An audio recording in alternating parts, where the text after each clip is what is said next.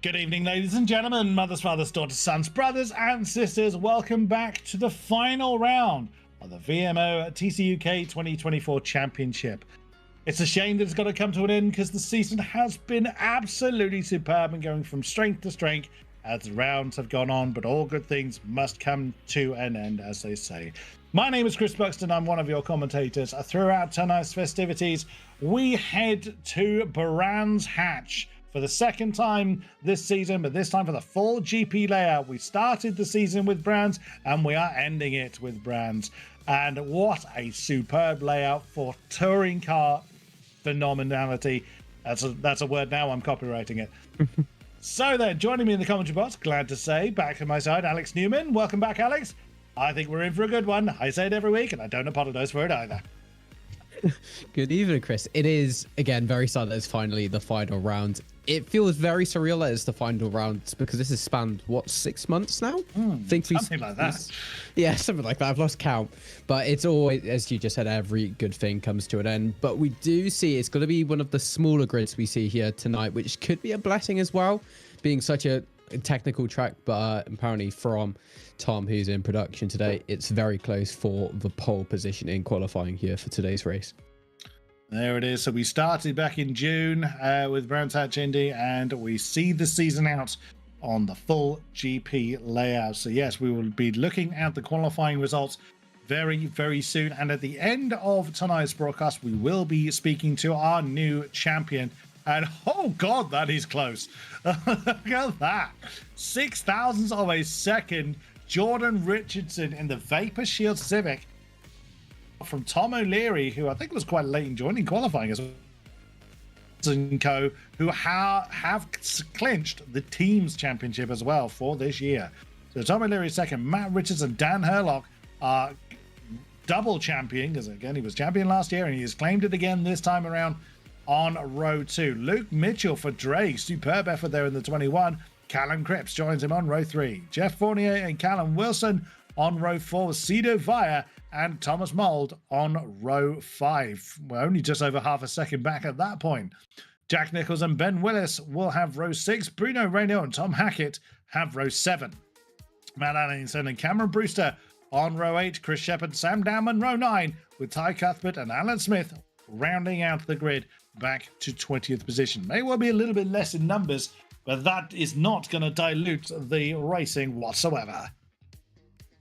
Indeed. So we go into the first race, very, very close. But in terms of tyres here for tonight, it is quite even on race 1 and race 2, with 8 drivers choosing the option tyre here for tonight's festivities for race 1. Race 2 being 5 drivers, and then race 3 rounding out the festivity with 11 of the drivers. But again, not sure how accurate that actually is. That's probably not accurate at all because there's only 19 cars on the grid here for tonight.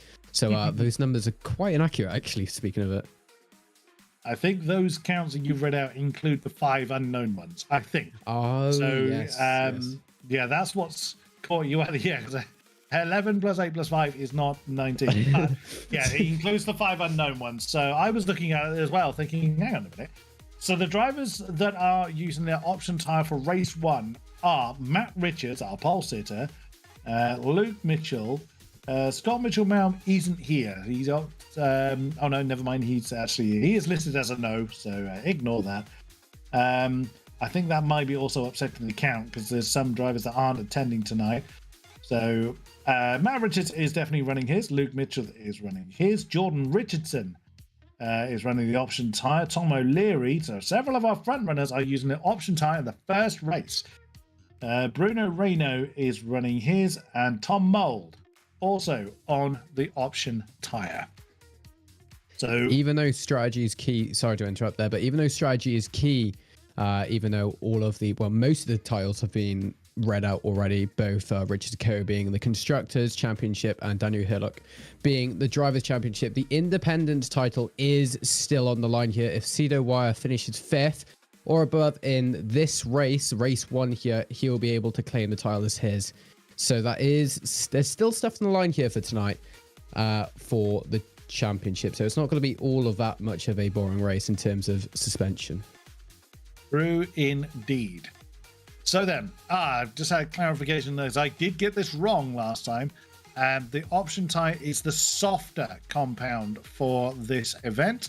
So I got that wrong last time, and the option tyre was the harder compound we had in previous events. But this time it is the softer tyre, so it is going to be those with a tyre advantage running their option tyre.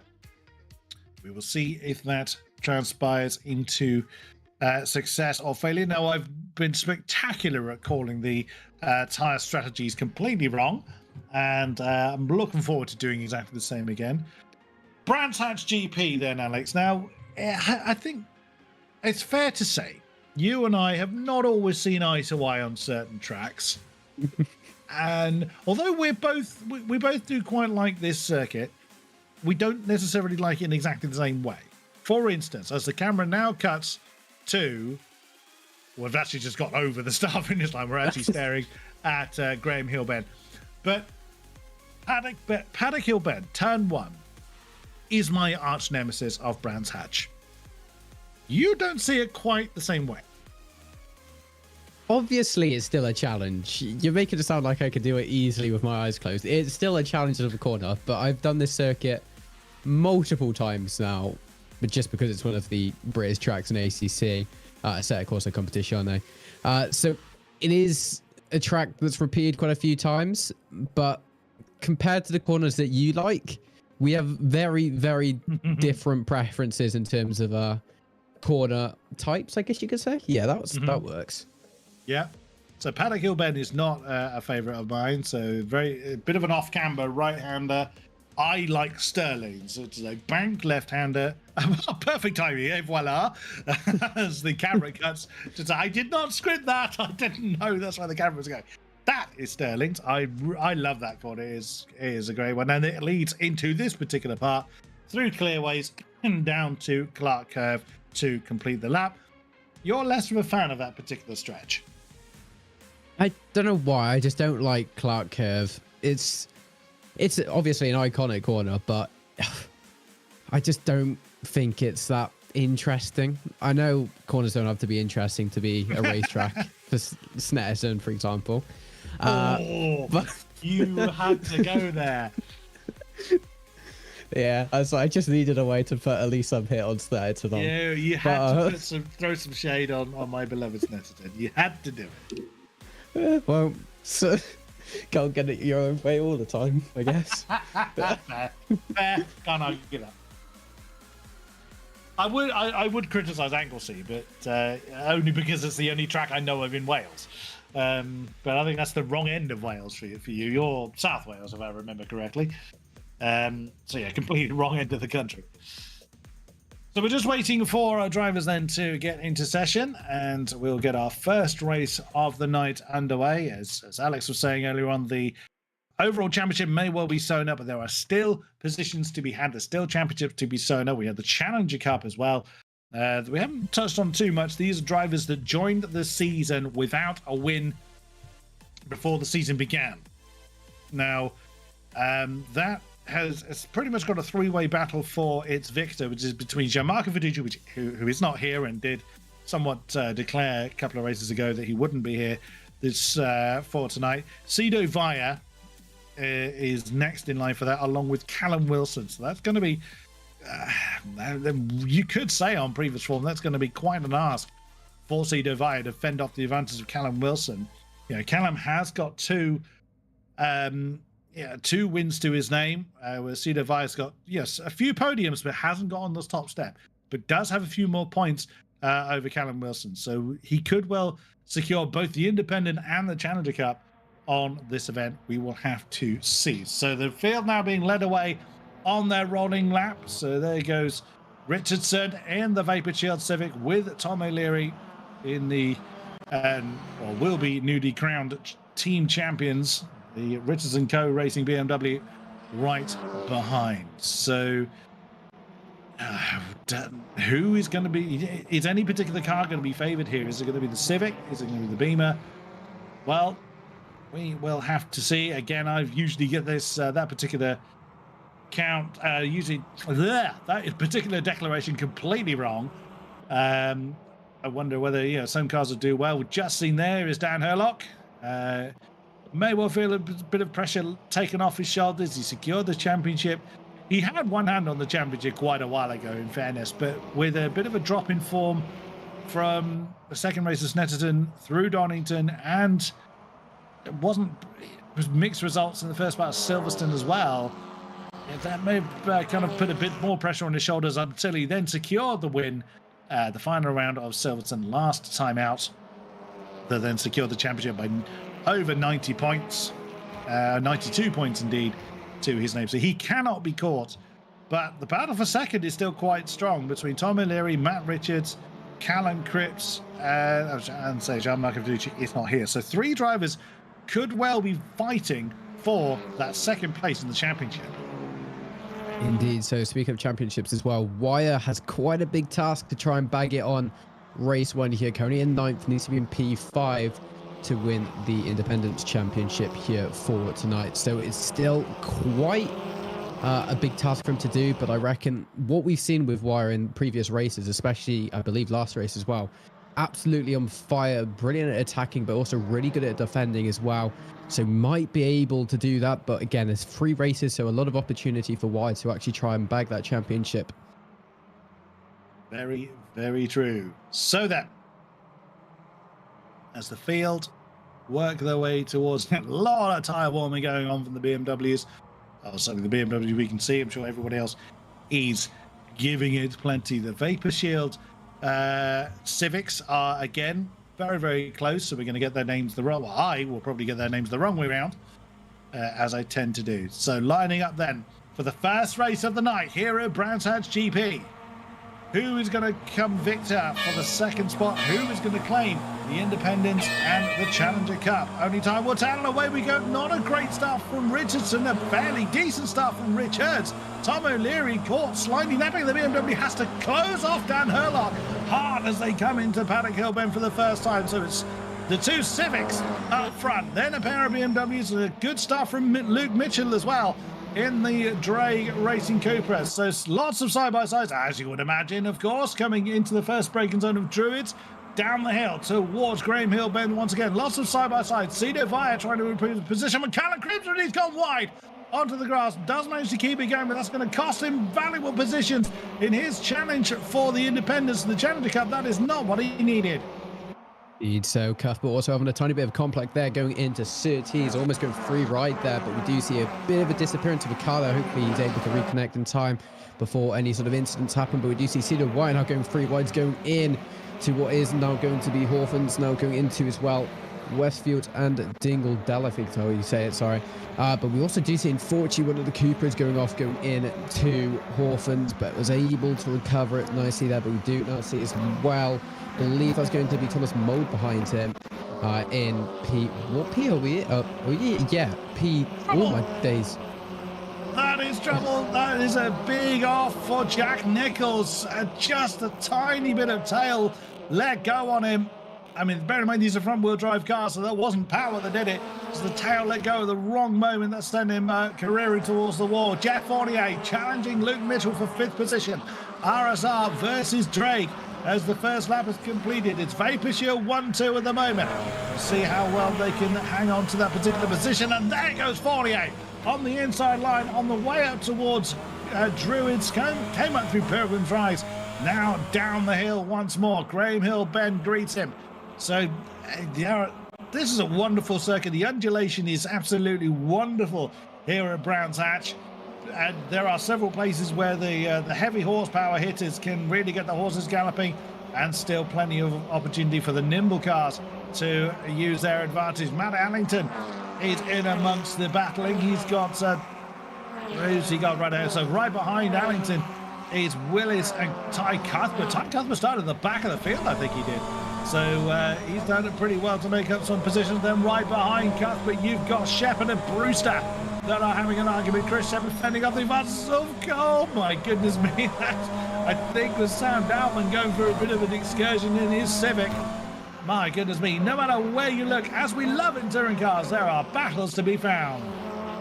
Indeed, so, and around such a narrow track as we do, unfortunately, that's going to be one of the Coopers once again going off. It's going to go side by side going into now what is going to be the curve, and it does seem he's going to drag the sponsor board with him, but still able to maintain his position there. But we do now see Darwin in P17 still under a lot of pressure from what is going to be Smith and also Bruno Reinho behind, who's unfortunately lost a few positions in the start of this race. Now we go back on the start finish straight here. Well, not really a straight, you could say. It's pretty much a curve, but going into now Paddock Hill Bend. There's starting to be a tiny bit more isolated here. TCUK going for a big move there. Unfortunately, we do see a tiny bit of conflict there between the two, and there's going to be Ben Willis going off into the gravel, but is able to maintain at least many of his positions apart from Ty Cuthbert's there. But it does seem Ty Cuthbert goes up into P13. How legal that move was, well, we couldn't really see because we weren't spectating at the time, but it does seem that could have been one of the influences on that position there for Ty Cuthbert. But going now into what is going to be sector 2, a big train starting to formulate here between both the Hyundais and most of the Richards Co cars as well. As we do go into Hawthorns now, nothing really much is happening. They're starting to be a tiny bit more isolated here, which is again probably ideal for these drivers because they're not going to be under as much pressure as before. But again, we do see Cedar Wyatt has not actually improved in position so far, still needs 5 positions. In fact, he's about to lose a position here, as we do see is going to be Cripps, or no, Hackett, sorry, behind him. Just all over putting pressure on him. And we also do see that's going to be as well Callum Cripps in the Richard Co BMW, which could potentially lose wide 2 positions instead of going up the order. Yeah, Cedar Wyatt defending very, very hard for his position that he's currently 9th place. Not what he would, not ideal for him, but doing what he can to hang on to that spot in the number 2 Brabham Esports Toyota. Defend very, very hard coming up towards Paddock Hill Bend against Tom Hackett. Callum Cripps is hard on his case as well in the Richardson Co BMW. Up the hill, Pilgrim's Rise into Druids once more. Now the 15 laps are going to absolutely vanish here. It's under 1.5 minutes, under 90 seconds per lap, as Sam Dowman is riding the curb up at Druids to try and get his Vapor Shield Civic past. That is Jack Nichols in his recovery drive following his argument with the wall in the Kings Racing number 29. That's quite a deep line that we just saw. Dan Herlock's lost a spot. Well, I suspect I wonder whether he let Jeff Fournier through there. Dan Herlock doesn't need the positions. He's already secured the championship. I mean, race drivers never want to let a position go. But either way, that's Fournier up into 4th position. So we'll see if he's able to improve his position further. There's a fair amount of dust being kicked up there. Ty Cuthbert losing positions in the quartermass car. That's given Ben Willis 13th spot. Indeed, so Ty Cuthbert though is not going to leave without a fight here as he wants that position back here, but Ben Willis's pace seems pretty goddamn strong at the moment, as we do see Allington in front now being his next target of P12. But Ty Cuthbert again just going to put pressure all over the rear of him now, as we do see the slipstream is not going to be too effective on this track just because of how short these straights actually are here. So not going to be too much of an assistance there for Ty Cuthbert. So it's still pretty even ground here from both the cars here. But going down to Paddock Hill Bend, it does seem Ty Cuthbert gets the better exit. Going in now to Druids, he looks to go for the move on the inside, but thinks better of it. They're going in now to the bends, but again Graham Hill's Bend, one of the corners that again quite a difficult corner. It's very off-cambered as well, and easy to get track cut limits there on the outside. Continue to watch the quartermass car trying to improve his position. A few different lines you can take through 30s. To hug that inside line to maintain apex occupancy, or you can take a wider line, try and maximize your exit speed all the way through Pilgrim's Drop. Now up into Hawthorne Bend. Ty Cuthbert in 14th position on the back of Ben Willis, gone a little bit deep. Will get away with that, won't cost him too much time. Tiny bit of momentum, if anything else. Westfield, now Dingledale up into Sheens, the blind right-hander. Great fun if you get it right, but it will send you off into oblivion if you get that one wrong. Starting to come down the hill once again. Sterling's banked left-hander towards or through Clearways and down towards Clark Curve to complete the lap again. And that's Cedar Wyatt once more at the bottom of the shot. He's defending against Callum Cripps. He's lost that 9th position to Tom Hackett. So Cedar Wyatt in the Brabham Esports Toyota has really struggled here. Didn't get the best start. Oh, that's a challenge from one of the Vapor Shield cars. So that is Matt Richards. He's lost one. Is he going to lose two? We'll see. Jeff Fournier trying to get into the podium spots, gives the back of the Civic a bit of a nudge. Through goes Tom O'Leary. He wants to try and challenge Richardson for the overall lead. Jeff Fournier, has he seen the podium this season? He hasn't. So this would be Jeff Fournier's best result if he can get up onto the podium spot in that RSR BMW. So we will have to see. That's a very fast car he has ahead of him to get past, but he is hustling hard for that podium spot. With 2/3 of the race left to go, can Richards defend for that long? As we do see a car going very, very wide there. As now again Fournier trying to attempt to go for the move going into what is going to be Westfield and Dingledale now. Isn't going to go for it just yet. Going into the Sheen curve, again a very challenging corner as you were just saying earlier. Again, Fournier seems to get the better line through it. Richards starting to struggle a tiny bit with his tyres potentially. Not sure if he's on the option tyres here for tonight, which would make sense if he's starting to struggle at this stage of the race. But again, Richards shouldn't be struggling this much. Those Civics have been really dominant so far during the final few races of this series because of that BOP implemented change there. But now we go into Paddock Hill Bend. A lot of the inside curve from both of them. It could have went very, very wrong, as we have seen multiple times before. But now Fournier still just all over the rear of his car. A tiny bit of contact between the two, but going into Graham Bend again. He wants to try get the switch back like he tried to attempt last lap here. He gets the better exit once again, but he's going to have to compromise his speed there because of Richards being ahead of him. And now going into Surtees once again. It's just still a very dominant battle here, but once again Fournier is ready to pounce at any minute. The top four are all running their option tyre in this race. So it's actually Dan Herlock is the lead prime tyre runner, and on his case is Luke Mitchell in the number 21 Drake Racing entry, who is also running the option tyres. So if anything, it's Dan Herlock that is putting on a superb effort to stay in within a handful of seconds of the race leader, considering he's got a tyre disadvantage. But we will see whether that advantage swings his way. Fournier again challenging Matt Richards. That Vapor Shield Civic is having to defend so very hard. Oh, outside line of Clark wouldn't fancy it, and he doesn't commit to it. So, but he is nearly pushing that Honda along the road, completing another lap, half the race down. And Jeff Fournier is going to have to really think hard about how he's going to get past Matt Richards in that number 4 Civic. And oh, we've got a side-by-side. It was a pair of side-by-sides indeed. This is a battle for 12th, I think it is. Oh, is he going to go 3 wide? That's going to be interesting. Ty Cuthbert is 16th, so this is 16, 15, 14, 13th in this particular game. Oh, and 17 joining it as well. As we've got a lagging Bruno Reino right behind them. Sort it out, gentlemen, before you get up there. And they just about managed to. Gosh, truth, that could have gone horribly wrong, but well driven from the 4 of them. Bruno Reina right there to join the field.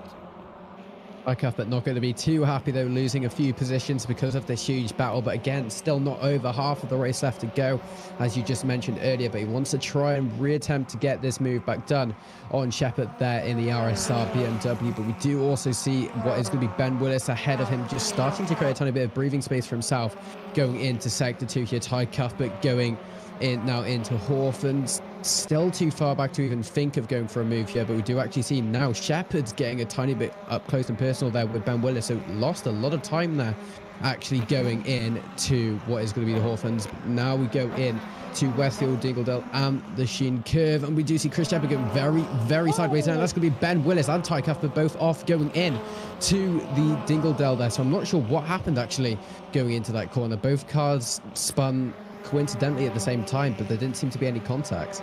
No, Ty Cuthbert went too deep going through Sheens. That's what sent him off onto the dust. But the other one of the, there was the Cupras, locked up the brakes going through the cut as they came through the turn, and that caused the rear axle to lock. That's what spits the rear out like that on front-wheel drive cars. So Sam Dowman has retired the car, so that's the red Vapor Shield Civic as now parked. Now, we have actually had a lead change while this has all been going on. Tom O'Leary in the Richardson Go BMW has overhauled Richardson in the number 52. So I wonder if Jordan Richardson has burnt his tyres out, and Tom O'Leary then has taken the lead. Now, Tom O'Leary is also on those option tyres, so he's got the same compound But that Civic is suddenly a second behind. So has he made a mistake or has he been forced out of that spot? We don't know. Dan Herlock has relinquished fifth position to Luke Mitchell. So that means the top 5 now are all running the optional tyre. And Jeff Fournier is still on the back of Matt Richards in the number 4. So those two have been glued together. Oh, Dan Herlock in the BMW. Oh, good catch, sir. Sign that man up to the cricket team. So Jeff Fournier, he's been staring at the back of that Civic for quite a few laps now. We could probably paint the thing with his eyes shut. He's been staring at it for so long, but just cannot find that extra few mile an hour he needs to overcome that number 4 and get up into the podium spots. But he's still there, and the BMW gets a bit twitchy as it grounds out, going through Paddock Hill Bend and into Pilgrim's Rise. No change just yet, as it's been like this for some time now, but anything can happen with now just 5-6 laps left to go. Again, what we're going to see is Fournier trying to go side by side going into the 30s, but gets the outside line, and in fact we do actually see Richards getting the overspeed there, but still tries to go for the outside line, but he's not going to be able to achieve the goal of trying to get past him just yet, as again Richards just gluing himself to every defensive line and just making himself like a brick wall here for Jeffrey Fournier. Going now into Hawthorns, it's not going to be an easy move for him to make, Fournier, if he tries it, but obviously still way too far back, and that is probably one of the places where you should avoid trying to overtake. I don't think we have seen an overtake move there because it's a very risky place to do it. But now going down into Westfield, Dingledale and the curve. Now this is again where we've seen 2 quite big incidents so far in this race so far, and it's not going to be the same just yet. We do see Jeffrey Fournier still all over the rear, but Richards starting to be a bit more composed compared to what we saw earlier, still not letting him by, which again, with this short of time left to go, I'm not going to be too sure if he's going to be able to get by here, Jeffrey Fournier. He's not giving up the fight, but he has got Luke Mitchell on his case as well. 5 laps to go, that'll be over in a blink of an eye. Here at Brands Hatch, even in the GP layout, as Matt Richards just parking on every apex, goes immediately to the defensive line coming up in the Druids, forcing the RSI BMW the long way round. Is not going to hold. The corner is just too long to be able to string that one out. It's not going to grant in the inside line for Graham Hill Bend. But Jeff Fournier, he's been so close to the back of that Civic, he hasn't been able to gain any real momentum on it, which is easy for me to say. Again, he's been forced to the outside line of Surtees. That's allowing Luke Mitchell to get right up under the bumper of the BMW. So we've got Civic from BMW, from then the Drake Racing Cupra. So unbelievable here. Really what Jeff Fournier needs is his rear gunner of Dan Herlock, but Dan Herlock, bear in mind, he's on the harder tyre. He probably just can't keep pace with the 3 ahead of him. So he's pushing as hard as he dares, but it just hasn't got enough. Oh, that looked very, very wide. But Jeff Fournier just about manages to keep it on terra firma, but he is just not able to find any way through. And Brands Hatch is not the widest place in the world, I grant you that. And Matt Richards has got the widest Civic in the world right now. Indeed. So Richardson, though, his teammate, has created quite a significant gap between him and his teammate there, as we do now see Fournier may try to go for a move here going into Paddock Hill Bend. He seems to be close enough. Can he do it under braking? Who's going to be the latest braker? It's going to be, again, Richards. He's just being able to preserve his lines and not even give Fournier a chance, but this could be Fournier's chance here as he goes for the inside line going into Druids. Again, Richards not going to give him any room there as he almost pit maneuvers Richards there going into the Druids corner. Now we go to Graham Hill Bends. Again, Fournier's going to start getting a bit impatient here, making some more optimistic and probably quite dangerous moves now, as we just saw one of them as they go side by side once again going into Surtees. Not going to be a very good overtaking opportunity here for Fournier, but going side by side, will he be able to keep the overspeed? He might be able to here. No, unfortunately just loses it there. Now we actually see now the Drake Racing Cupra now all over the rear of Fournier as well. Mitchell now trying to go side by side. This could be the end of Fournier's chance of going with Richards here, as we do actually see it's going to be side by side here. Drake Racing and the Vapor Shield Colour, they go 3 wide now going into Hawthorns. Who's going to be the bravest? It's going to be Fournier. He's going to be able to come out on top finally after what has been such a long event for Fournier to try to get P3, but for how long can he make this last year? It's because see Richards is not going to be too happy with this. Luke Mitchell behind as well, looking to collect any scraps from this battle. Wow, talk about opportunistic. So as Luke Mitchell tried to make the move on both Fournier and Richards ahead of him. It wrong-footed the Vapor Shield Civic, and that tiny bit of momentum was all Jeff Fournier needed to get up into third. But as you say, Alex, can he hold it? Here comes Richards with a huge amount of overspeed coming out of Clark Curve. He's going to have to get the outside line of Paddock Hill Bend. Not going to work for him this time, but he wants the overspeed for Druitt. But the BMW perfectly positioned, wrong foots the Civic, and just gives himself that tiny bit of breathing space. Oh, that's a bit deep though into Druitt for Fournier. You do not want to be giving any advantage to Matt Richards behind, as it kicks up a bit of dust as well into the Civic's face for good measure. A little bit further back, Tom Hackett is still fending off the advances of Callum Cripps. This is for 9th position. Cito Vaya is still hanging on in there. And then right behind them is an almighty great group. Matt Allington leading against Shepherd and Brewster. And not far behind them is Bruno Reno either in the Vauxhall. So, yeah, superb effort for these groups, still staying very, very close with 2.5 laps to go.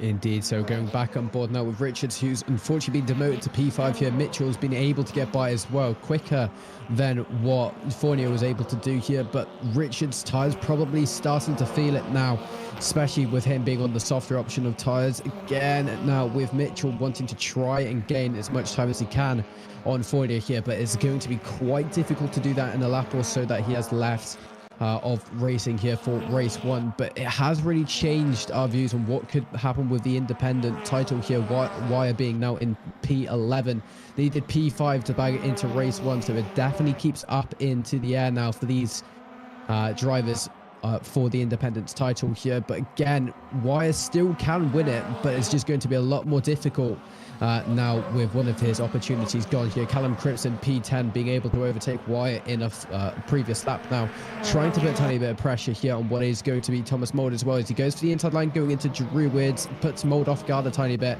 Mould defends the inside line pretty nicely though, and is able to preserve his position of P9 for how long, with now just a lap of racing left to go for these drivers. Can we see Callum Cripps get by Thomas Mould as well? Thomas Mould hasn't been the greatest at defending, as we've seen in previous races, and Callum Cripps has been pretty good at attacking, so I wouldn't be surprised if that does actually happen quite soon here. Bruno Reno as well, under a lot more pressure from the RSR BMW of Shepherd here, gets the slipstream now, as we see, but it's not going to be enough just yet. There's still a humongous gap between the two cars, as I don't think the RSR BMW had the overspeed that he would have wanted here. But once again, Cedar Wire trying to battle to try take P10, because at this rate, any position could mean a possible championship contender here for this championship, as we do see Cedar Wire is now just trying to put on as much pressure as he possibly can as we go on to the final few corners before going on to the final lap.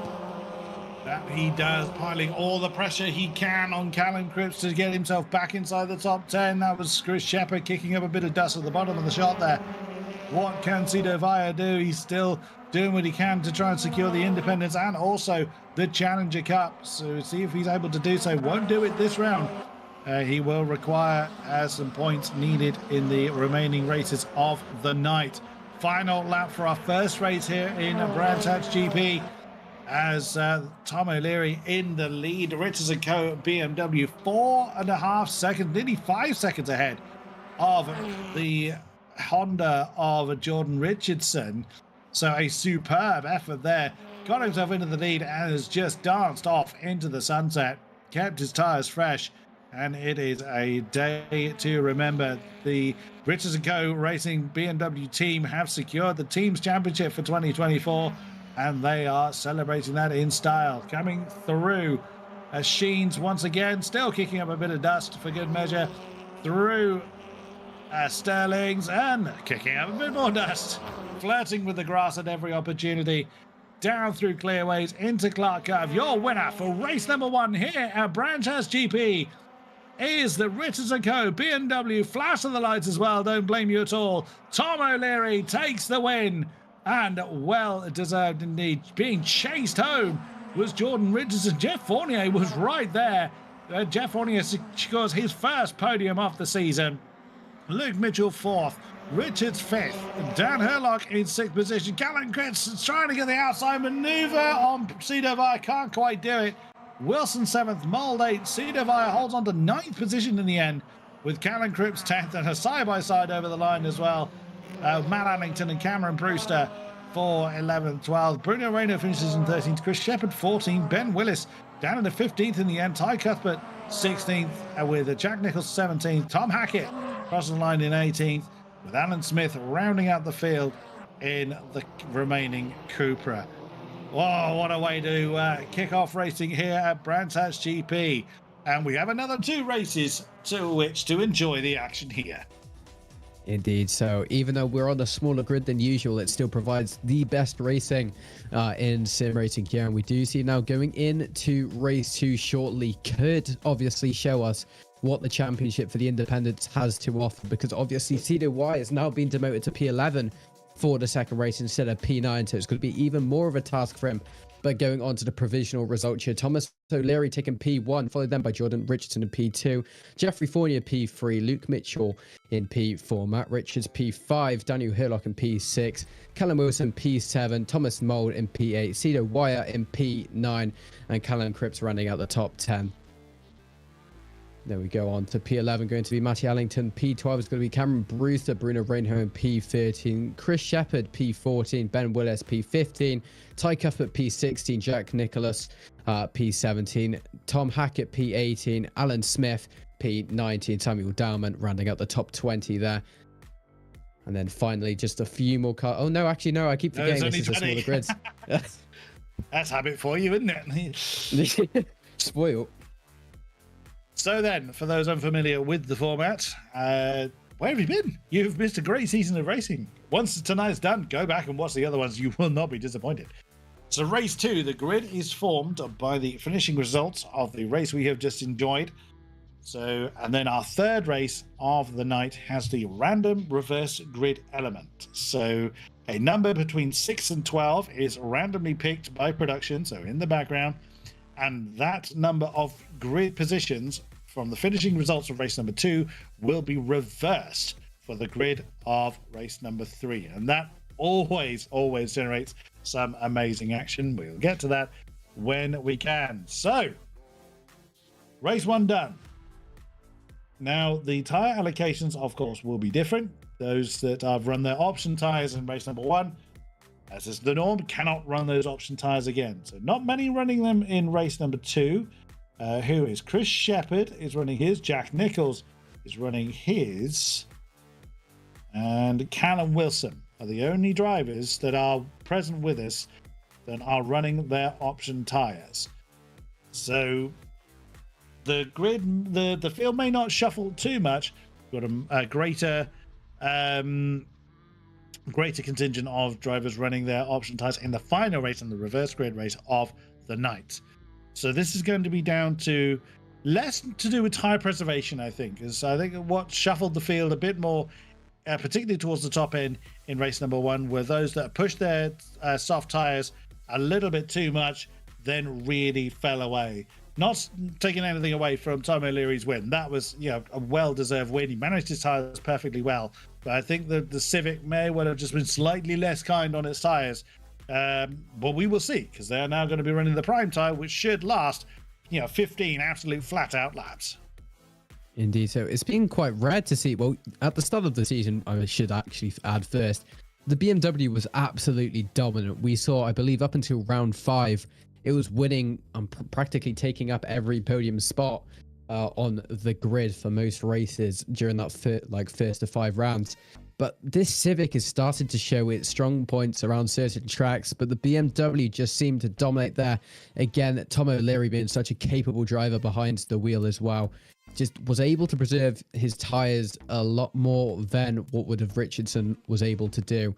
So it is going to be quite difficult to see if preservation is key for the tyres or if it is going to be an all-out brawl with the tyres, because again, it depends on what tyres you have. With there now being less people using actually, do we have anyone using the option tyres here for tonight? Because we have a few people. It's like 2 or so people using the softer tyres.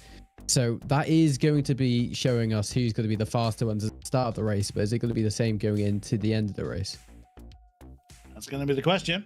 Is how well can they hold on to those option tyres We've had a few more, let's say, some drivers not present with us tonight, which is always a shame. We always do, we love to see as many drivers as we possibly can taking part in our races, but, real life does still take place. Real life doesn't understand the importance of sim racing. Sim racing is life, people. Do you not understand? So we'll have to see. So we're waiting now for all the drivers to rejoin the session once the grid has been formed. There is also a short practice session that happens before the race begins, just to make sure that everyone is in and all the no one's wheel has decided that they don't want to play ball anymore, etc., etc. So race number 2 will be getting underway shortly. Also going to be a case of who can perform best, particularly towards the sharper end. So remembering the top 5 all ran their option tyre. Oh, the top 5 finishers, I should say, have all run the option tyre. It was Dan Herlock, who was the lead of the prime runners. He's running his options in race 3. So who can do the best they can from standstill with those prime tyres? It's a difficult question. With now, again, Cedo Wire, to be precise, is someone I'm keeping a very, very close eye on now. Stephen McCready, behind the scenes, just said now Cedo is 4 points off. If he finishes P12 or above, he will be able to seal it this race, which again is doable already by the position he's in. He just has to maintain his position. But again, if he's on those softer tires for race 2, which I'll quickly check out if he is now, it's going to be a tiny bit more difficult. He's on the prime tires, so he might be able, if he's able just to preserve his tires, even though those softer tires, no, the harder tires, sorry, are going to be a tiny bit better towards the end of the race. So he might be able to preserve his position here. He doesn't need to be all too aggressive this race. He just needs to be defending at every point possible here to actually win the Independence Championship.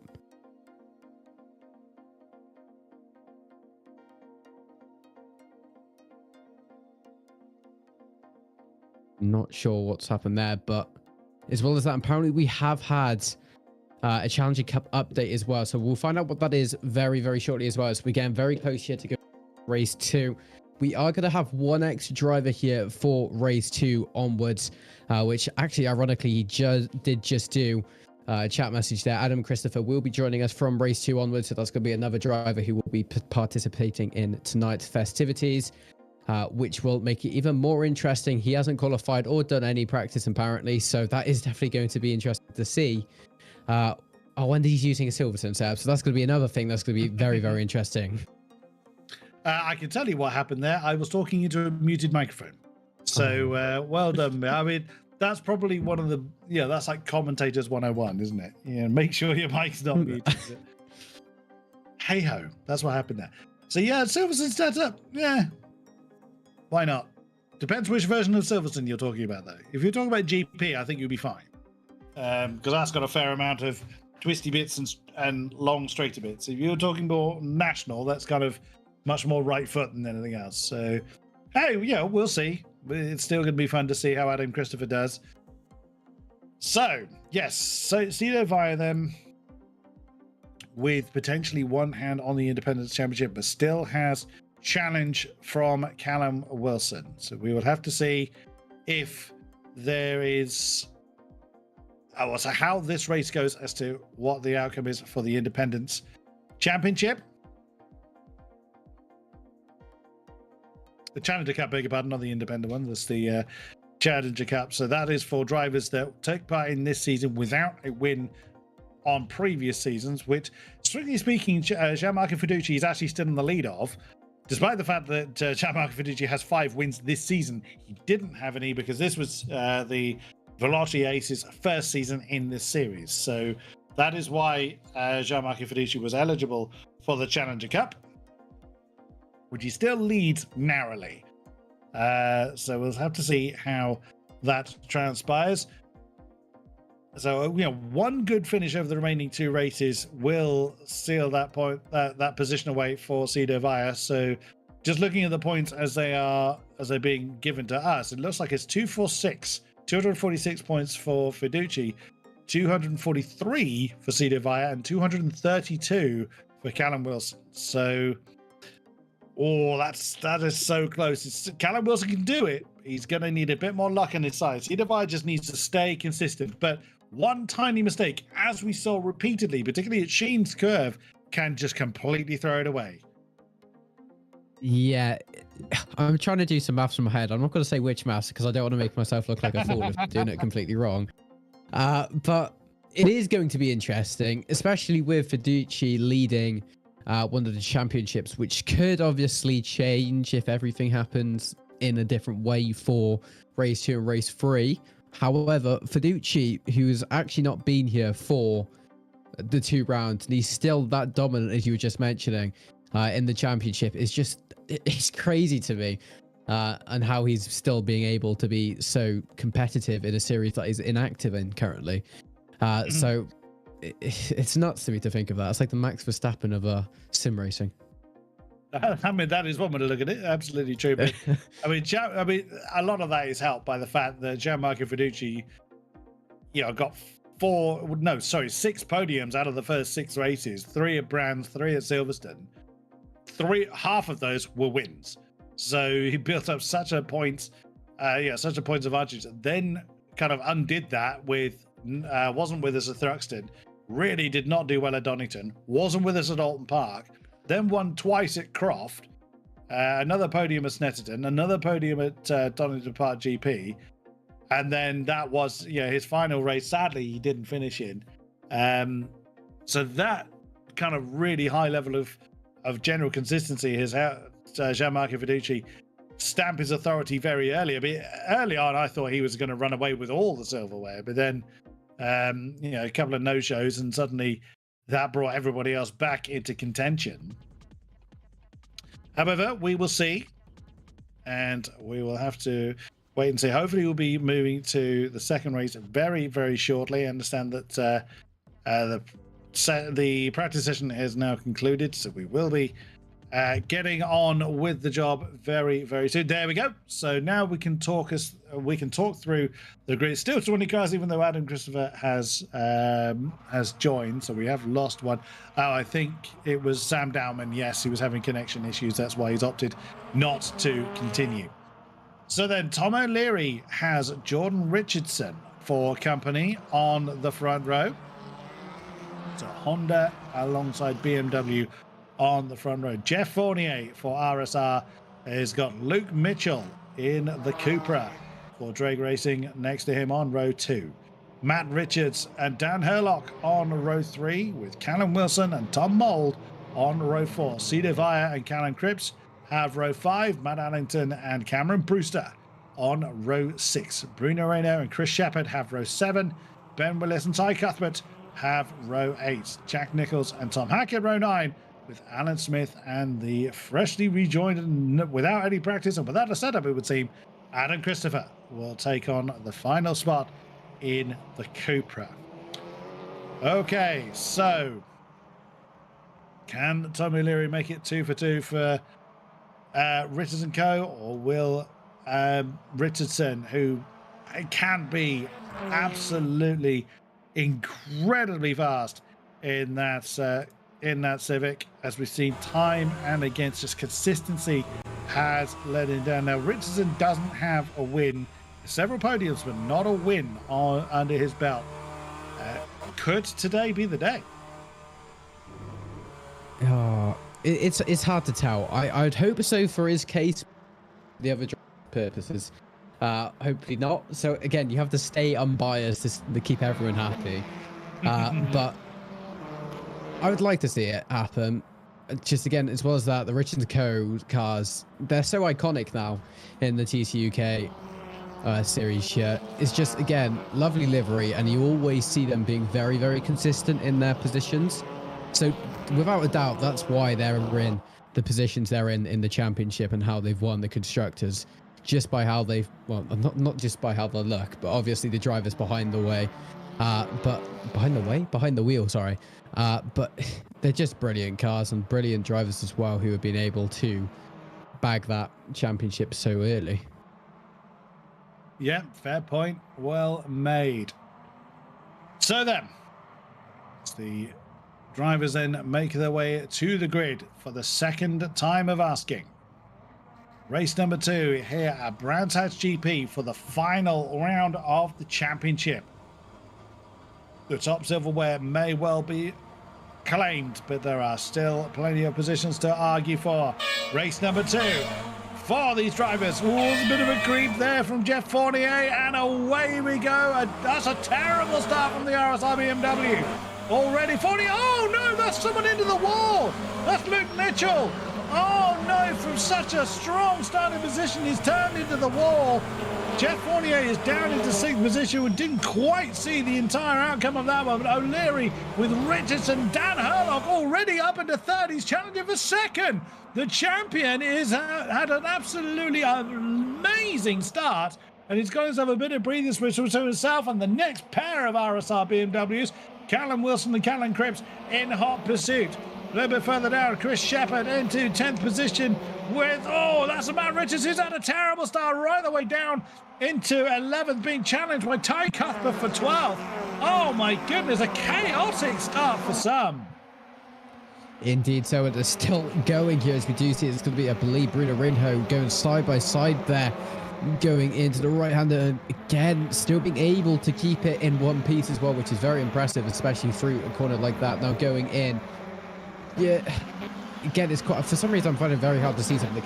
And now we do unfortunately see Cuthbert had a penalty coming off the line there, so I'm assuming it's a jump start penalty that he acquired there. And unfortunately, it's going to be 3 cars going very, very wide there, going into Westfield, and that's going to be again Bruno Reinhold also going off. They're dropping like bowling pins here as we do see all 4 of the cars going off in the same area of the track, and that is going to change the point system quite drastically here, as we do now see Jordan Richardson as well putting a tiny bit of pressure here on Leary going into Paddock Hill Bend for the 2nd time of race 2, and they're going to go sideways there, and we're also going to see Herlock trying to intervene here. So it's all 3 different constructors here fighting for the lead here, and we do see again it's going to be Herlock going side by side here with what is going to be Richardson in the Vapor Shield. The Honda gets the inside line here going into Graham Hill Bend, is able to preserve his position of P2, and is also giving Thomas O'Leary a tiny bit of a, oh my days, that's as well. That's going to be Callum Cripps as well trying to go through with it as well, and Callum Wilson as well. There's so many cars now fighting for the lead of this race, changed so quickly. Goodness me, was it 5 of the top 6 are BMWs? Only the Richardson in the Vapor Shield Honda is the one, he's the fly in the ointment, the one that doesn't belong, so to speak.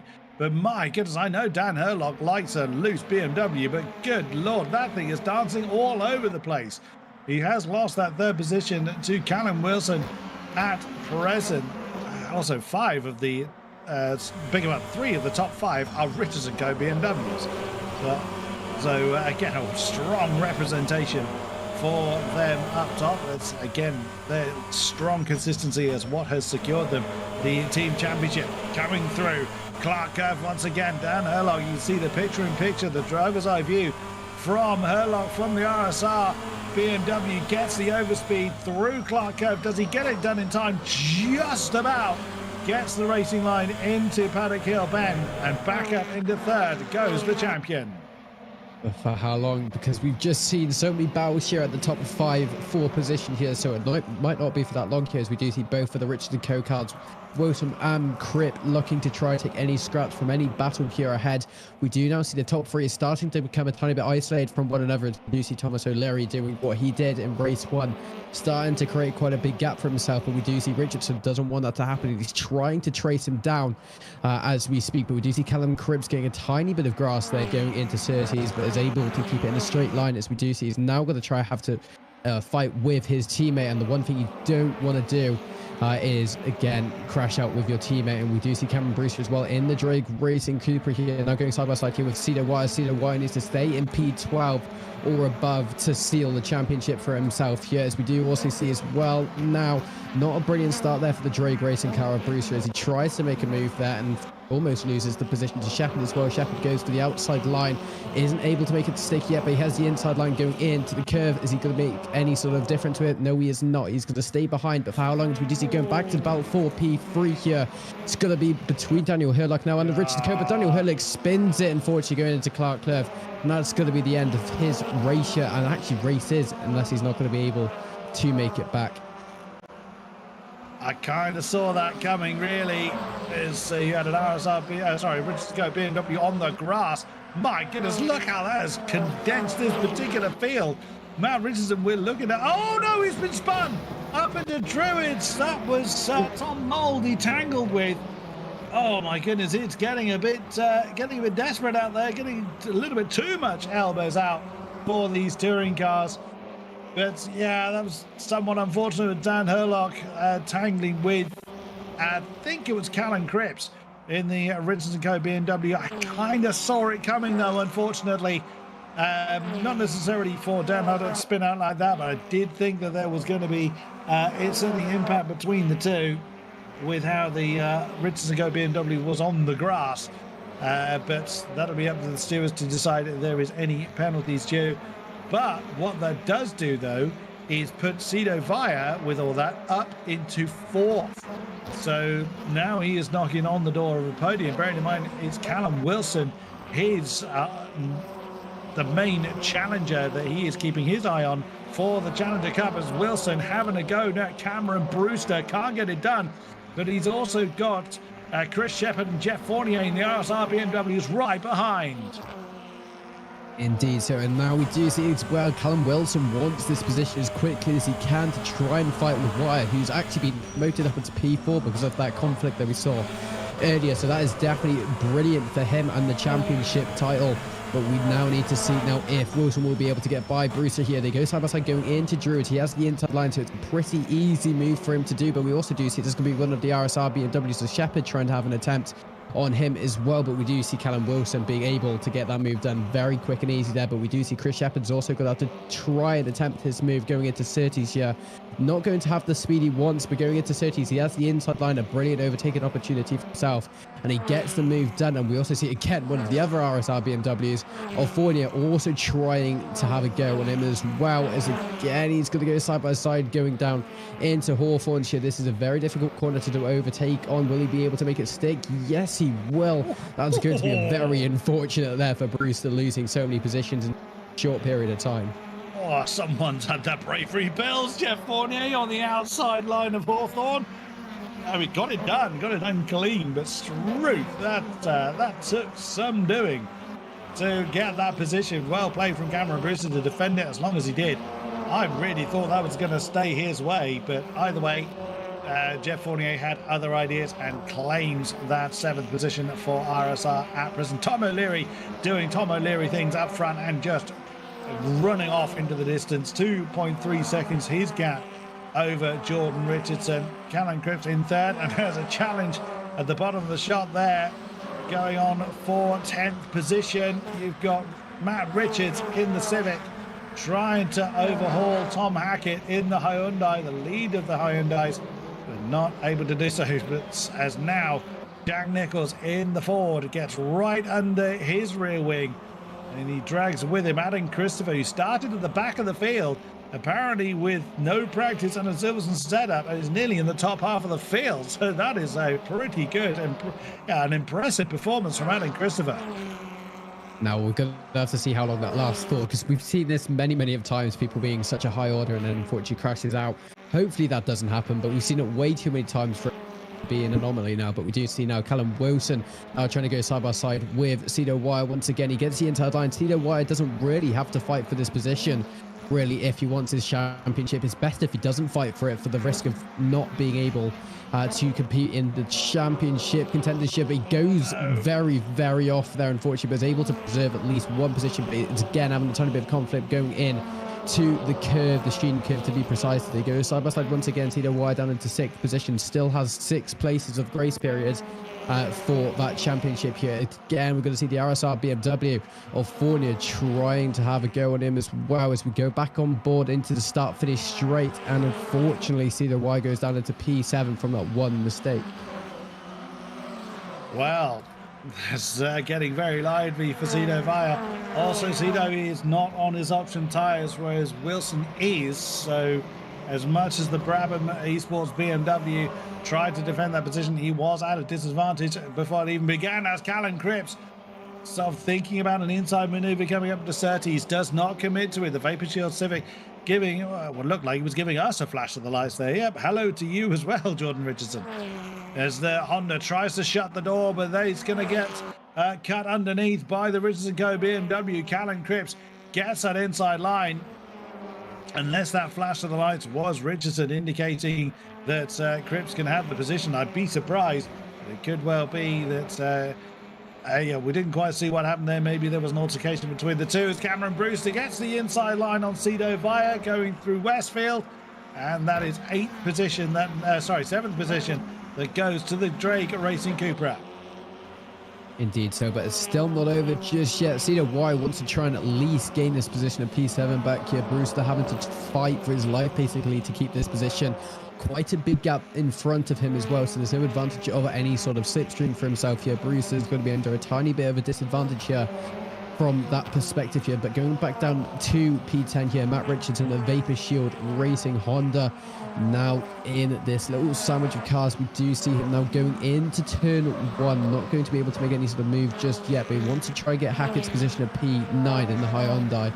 So we go into Druids. This has been one of the most popular places for overtaking, and it's going to be the same as we almost see a repeat of history there, and that is going to be Hackett just giving no room there to the Matt Richards Vapor Shield Honda there. We saw that with, who was it with earlier? It was Fournier and yeah, it was Fournier and Richards who did the same sort of aspect there, but we do also see Ty Cuthbert going for a tiny bit of a move as well, going into Surtees, but doesn't make it stick, which is probably a blessing because I would have went very, very wrong if it were to have happened.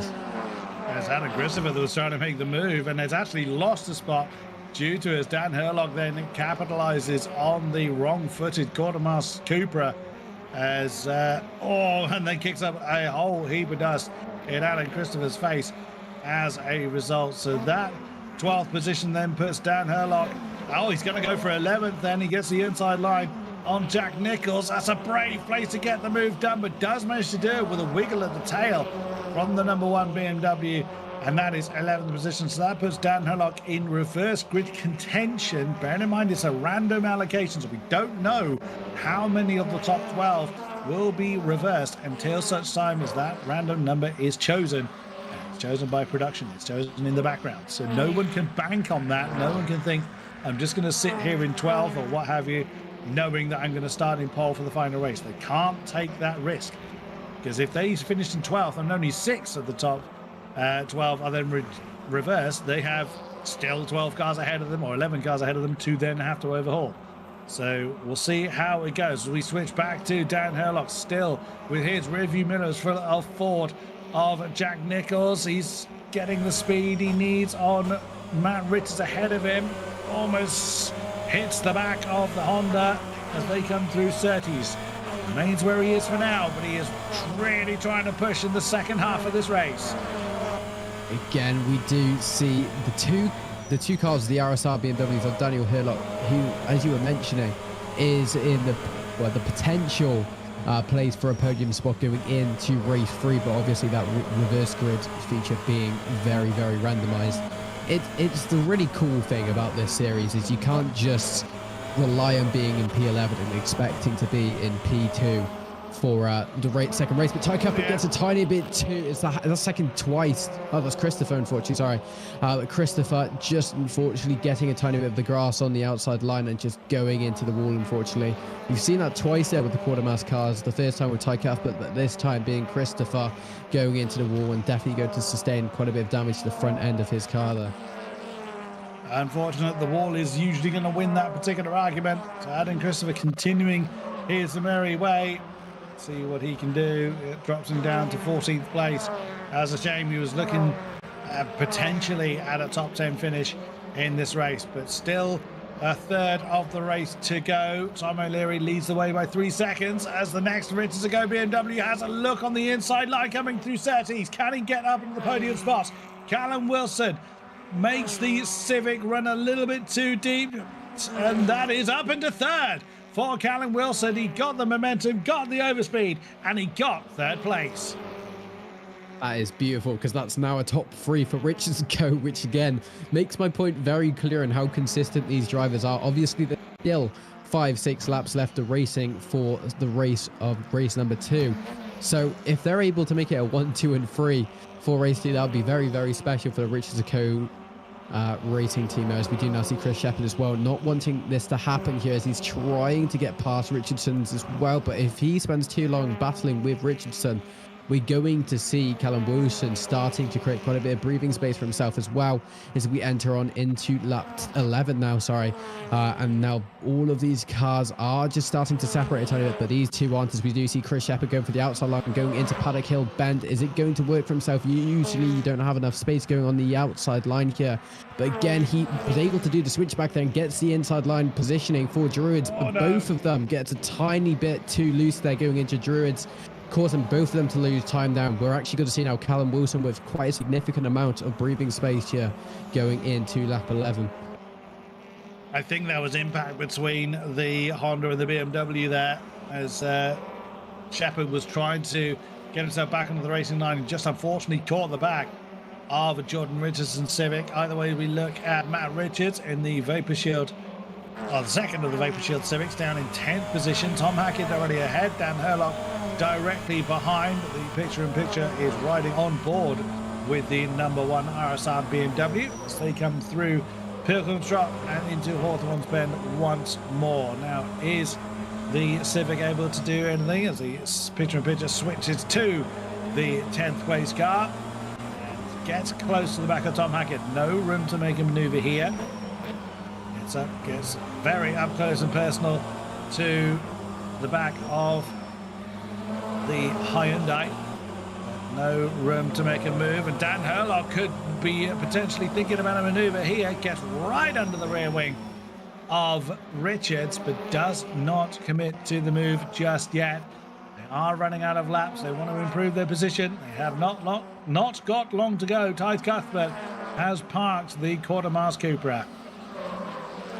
Very unfortunate there for the quarter-mast cars, because we obviously saw Adam Christopher's incident in previous laps of this race, and obviously Ty Cuthbert's in race 1, so not been the ideal situation here for them so far, but hopefully they're able to bag something going into race 3 here. But Matty Allington in P13, we haven't seen too much of him here today, currently in the unlucky number of P13 as I just mentioned, but we do see again another one of the Fiestas of Nicholas in front of him. One of the cars that are probably, no, the only two Fords, should I say, in today's grid. So fighting with each other, but we do also see Nicholas with quite a bit of damage to the front end of his car as well. So this YTF Racing car of Matty Allington should be able to get by Nicholas with ease if he's able to have enough time here. But with only now 3 laps left, more like 2.5 laps, it's going to be quite close here. Matt Richards now still all over the rear of Hackett, and it's been like this for practically the entire of the race here, as well as we do see Daniel Herlock as well in the RSR BMW just looking to collect any scraps from any sort of incident that could occur here as we go into the curve. Still going to be very, very even between the two, and Hackett just doing a brilliant job so far of defending. That he is. He's still got another 3 laps to defend as the Civic nearly pushes him through Clark Curve as we ride on board in the picture-in-picture once more with Matt Richards. He's got the slipstream. Tom Hackett glues himself to the inside line to that defensive posture coming up into Paddock Hill Bend. The Civic commits to that outside line. That's brave to do. Little bit of impact between the two, between the Honda and the Hyundai.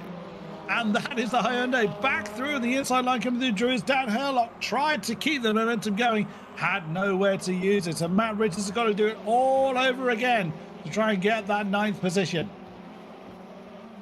Yeah, it's looking quite difficult here for now Matt Richards to get by, as he still doesn't have a lot of time by it, and he still needs to now balance the amount of time he's attacking to defending now, as we do see Daniel Herlock's been able to catch a significant amount of time due to the current events that happened between the two drivers. And now we need to see if Daniel Herlock will be able to get by. He's a very capable driver, as we know, him being crowned the championship of this season's festivities, as we do now see Daniel Herlock does seem to be in the advantage point here. Matt Richards seems to be a bit flaky in terms of defending so far, because he's probably looking ahead instead of behind and trying to get by Hackett as quickly as he can. But Hackett is now compromising Richards times here because of obviously how much he's defending and having to try and attack at the same time, as we do see the two Fiestas starting to catch up as well.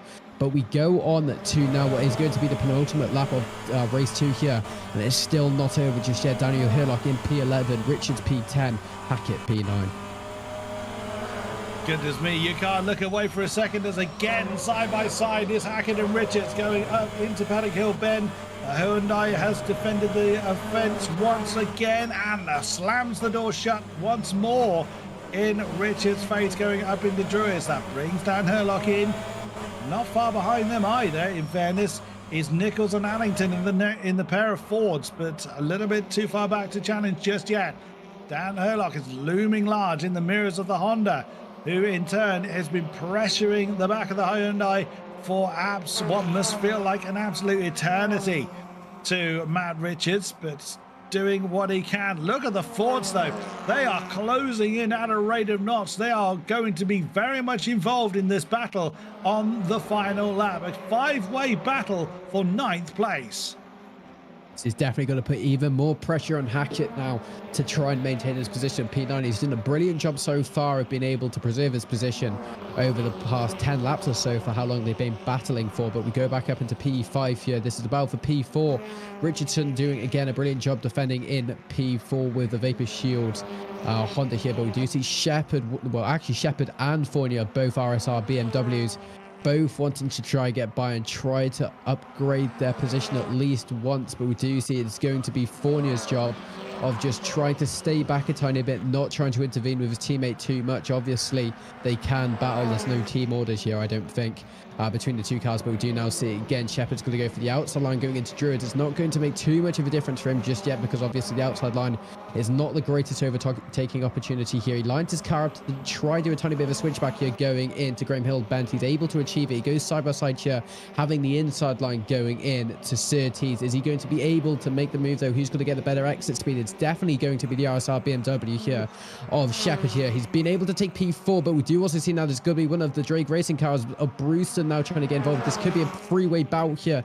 This is brilliant for Shepherd as he wants to try and get away from this, but we go in to Hawthorns for the final time for race 2, and we're going to see it's going to be Fournier going up into P4 there, but there's going to be a tiny bit of an incident there from what is going to be Fournier, and he's going to go on the grass a tiny bit. That's going to compromise his places. We're going to see now what is going to be Shepherd going down into P5, but there's going to be a tiny bit of door rubbing between the two. Fournier now just trying to get by and try to maintain his position at P4. He gets dragged on the grass there, and we're going to see the Vapor Shield cars, but Thomas O'Leary now going side by side with his teammate going into race number 2, and he's going to be crowned as victorious for race number 2 here. Callum Cripps taking P1, followed then by Thomas O'Leary in the Richards & Co BMW, and then also followed by Callum Wilson in P2, and then Thomas O'Leary in P3, all taking a grid lockout of Richards & Co BMW here. Fournier P4 after a huge event here between the two.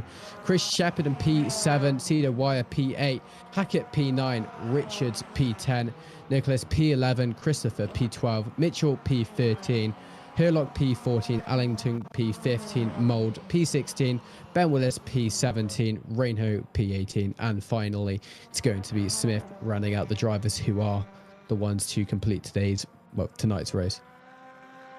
Wow, I think Tom O'Leary just backed off to let Cripps and Wilson through there, but it is still a Richards & Co. 1-2-3 here at Brands Hatch. Jeff Fournier, after a sprawling battle between himself and Richardson and Chris Shepherd, who ended up being on the grass through that battle, winning out. Jeff Fournier winning out that battle for 4th position. So the top 4 positions all belonging to the BMWs. Truth alive, that was absolutely incredible.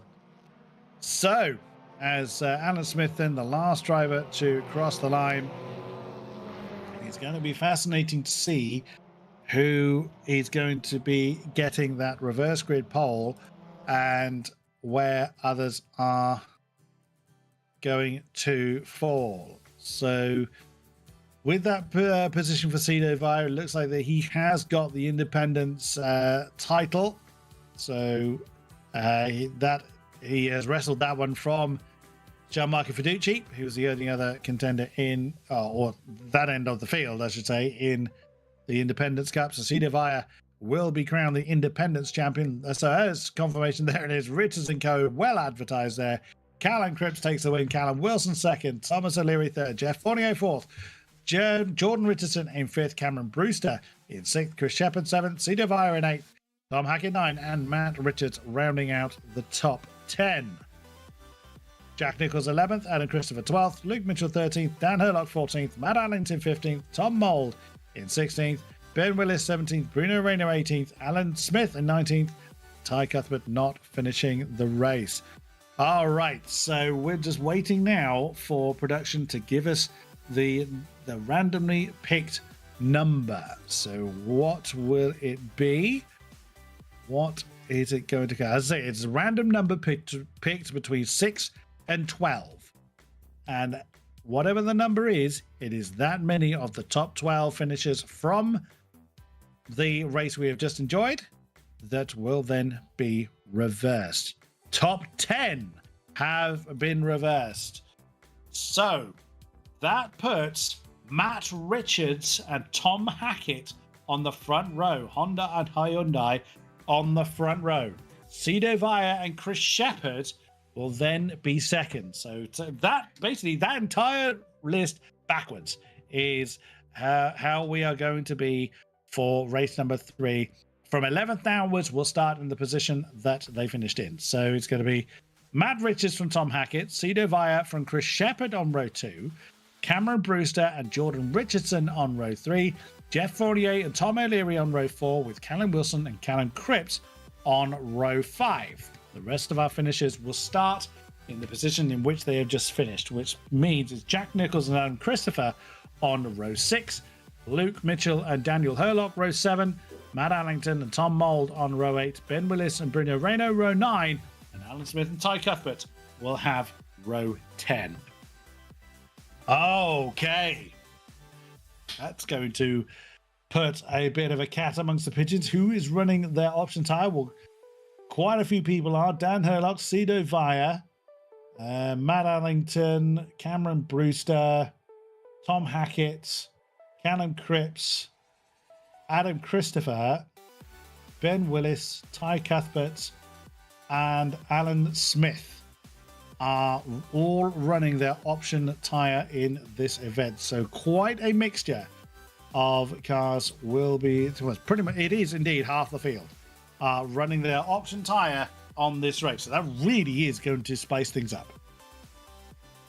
Indeed. So it's also just going to be quite, hopefully, an enjoyable race for the drivers as well to round out the championship with not much pressure on them, hopefully, as well, because in fact, I think everything has been rounded up now. So there's not really anything that can be changed here for the championships here. So it is going to be quite an enjoyable race for the drivers. So hopefully it does come with quite optimistic moves and optimistic racing, because there's nothing on the line, obviously. So there's probably going to be some more interesting moves, to say the least.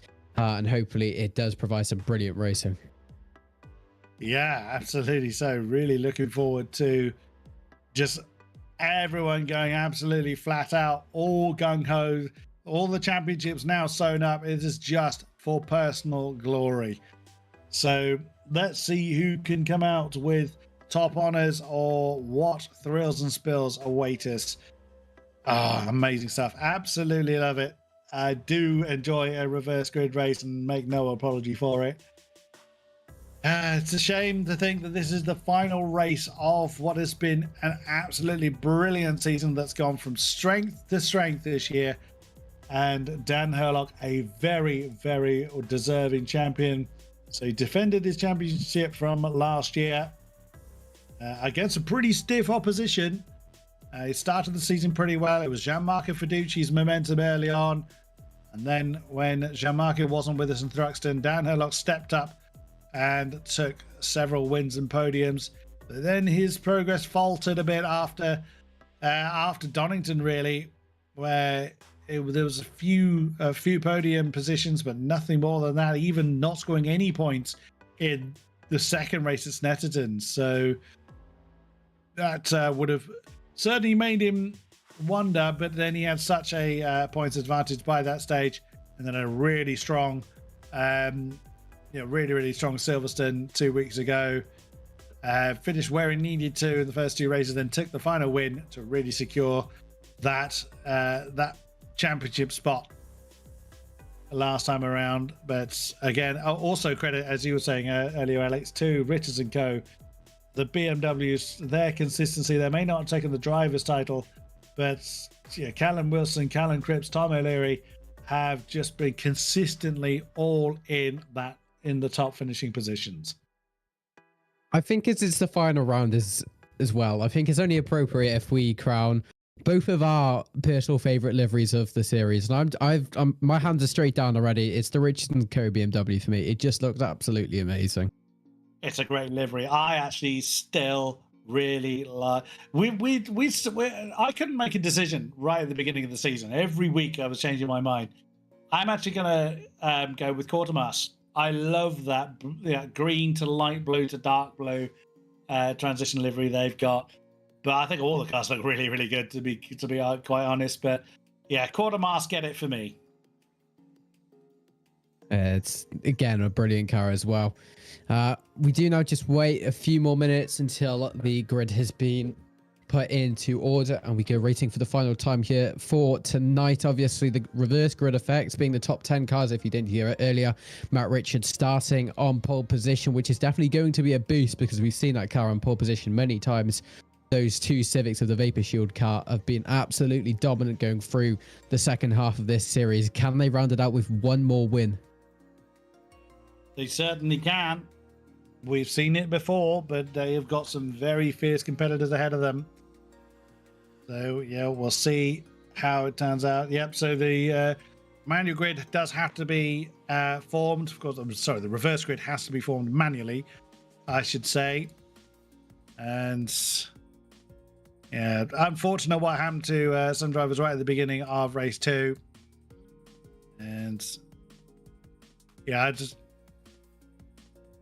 so we'll see then if the start can go a little bit smoother, because it was a bit chaotic in the second race. But and bearing in mind that the reverse grid race does tend to throw up quite a few surprises, we could be in for quite a bit of chaos this time. Indeed, so it's always nice to see chaos, especially we both say it. We always look forward to race 3 because of that reverse grid implementation, but obviously because it was quite mixed up today with all of the incidents, I reckon it's going to be around the same sort of skill levels as we would see on, let's say, race 2 or race 1, because obviously quite a few of the top drivers did unfortunately have those incidents. One of them obviously being Matt Richards, who's on pole position, made quite a good outcome of it though, and comes out onto pole position for race 3. So if he's able to bag the final race of the season for a win, that would be definitely great for him, as well as Vapor Shield Racing as well. And I believe, I'm not sure where they are currently as a constructor in terms of championship points. Do you know, Mr. Chris or Tom? I don't, if I'm entirely honest. So the Challenger Cup points have been updated. Now the Independence has gone the way of Cedo Vaya. The Cedo Vaya does also lead the Challengers Cup, which again, as a reminder, as for drivers that did not have a race win coming into this season. So it's the top 3 are Cedo Vaya, Callum Cripps, Callum Wilson, beg your pardon, and Gianmarco Fiducia. Now, as we know, Gianmarco is not here. So it's 251 points for Cedo Vaya, 249 points for Callum Wilson, and 246 for Gianmarco Fiducia. So Gianmarco Fiducia is already knocked off that particular spot. So he's winner takes all as far as the Challengers Cup is concerned between Vaya and Wilson. Yeah, Fiducia never said...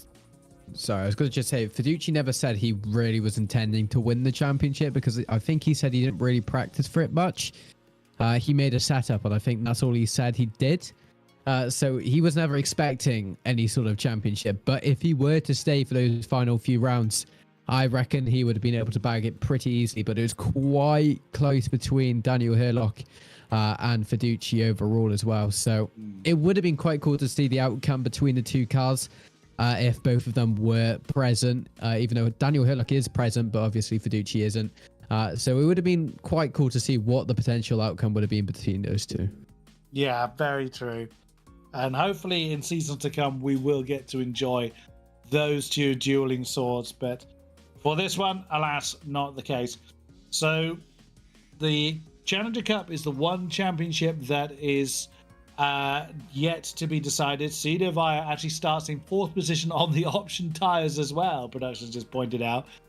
So that's going to be an interesting one to look at. Now, I was thinking, okay, that's surely is advantage Callum on that one, because Callum Wilson in the Riches & Go BMW has been pretty strong. The Riches & Go BMWs have been very strong, but Callum Wilson starts in 9th. I've just spotted that. And also, what tyres is Callum Wilson on? Callum Wilson's on the prime tyre. So this could be the opportunity Cedar Vire needs to secure the Challengers Cup as well as the Independence Trophy at the end of this race. Not a bad night's racing then for Cedar Vire for Brabham.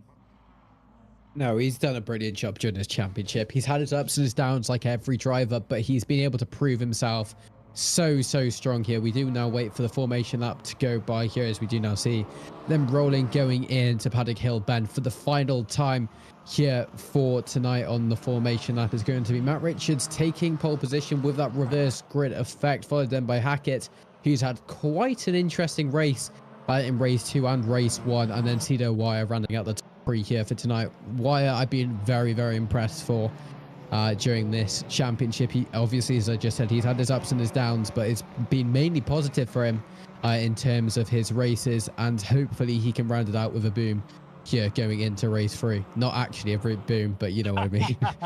A metaphoric boom at that. Well, yes, final formation lap of the night and of the season then, as Matt Richards leads the field through Surtees. Not a huge amount of tire warming going on, but as said, a lot of these drivers on the option tyres, so they want to try and keep them as fresh as possible for the race itself. Cedar Vire will be wanting to... Can you imagine if he finishes the season with a win? It would, I believe, be his only win of the season if he manages to do it. Let me just double check that. He's been on the podium a couple of times, or 3 times indeed. No wins for Cedar Vire, so he would very much enjoy taking that top spot if he can. Also, I just realised that win that Callum Cripps had in race 2 was his first win of the season.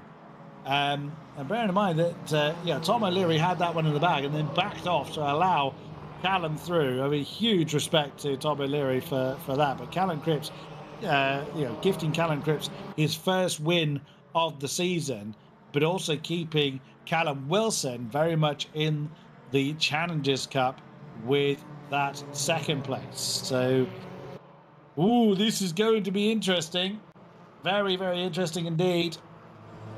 As the field then come through Clark Curve and onto Brabham Straight. That's not straight in the slightest. Flash of the lights there from Tom Hackett. Yeah, we see you. He's warning Chris Shepard behind him. He's about to do his brakes, I think. Okay, you're quite a long way back from your grid slot, sir. Okay, he's choosing to start from there. Fair enough. All right, so the field is formed for the final time tonight and for the final time in the season.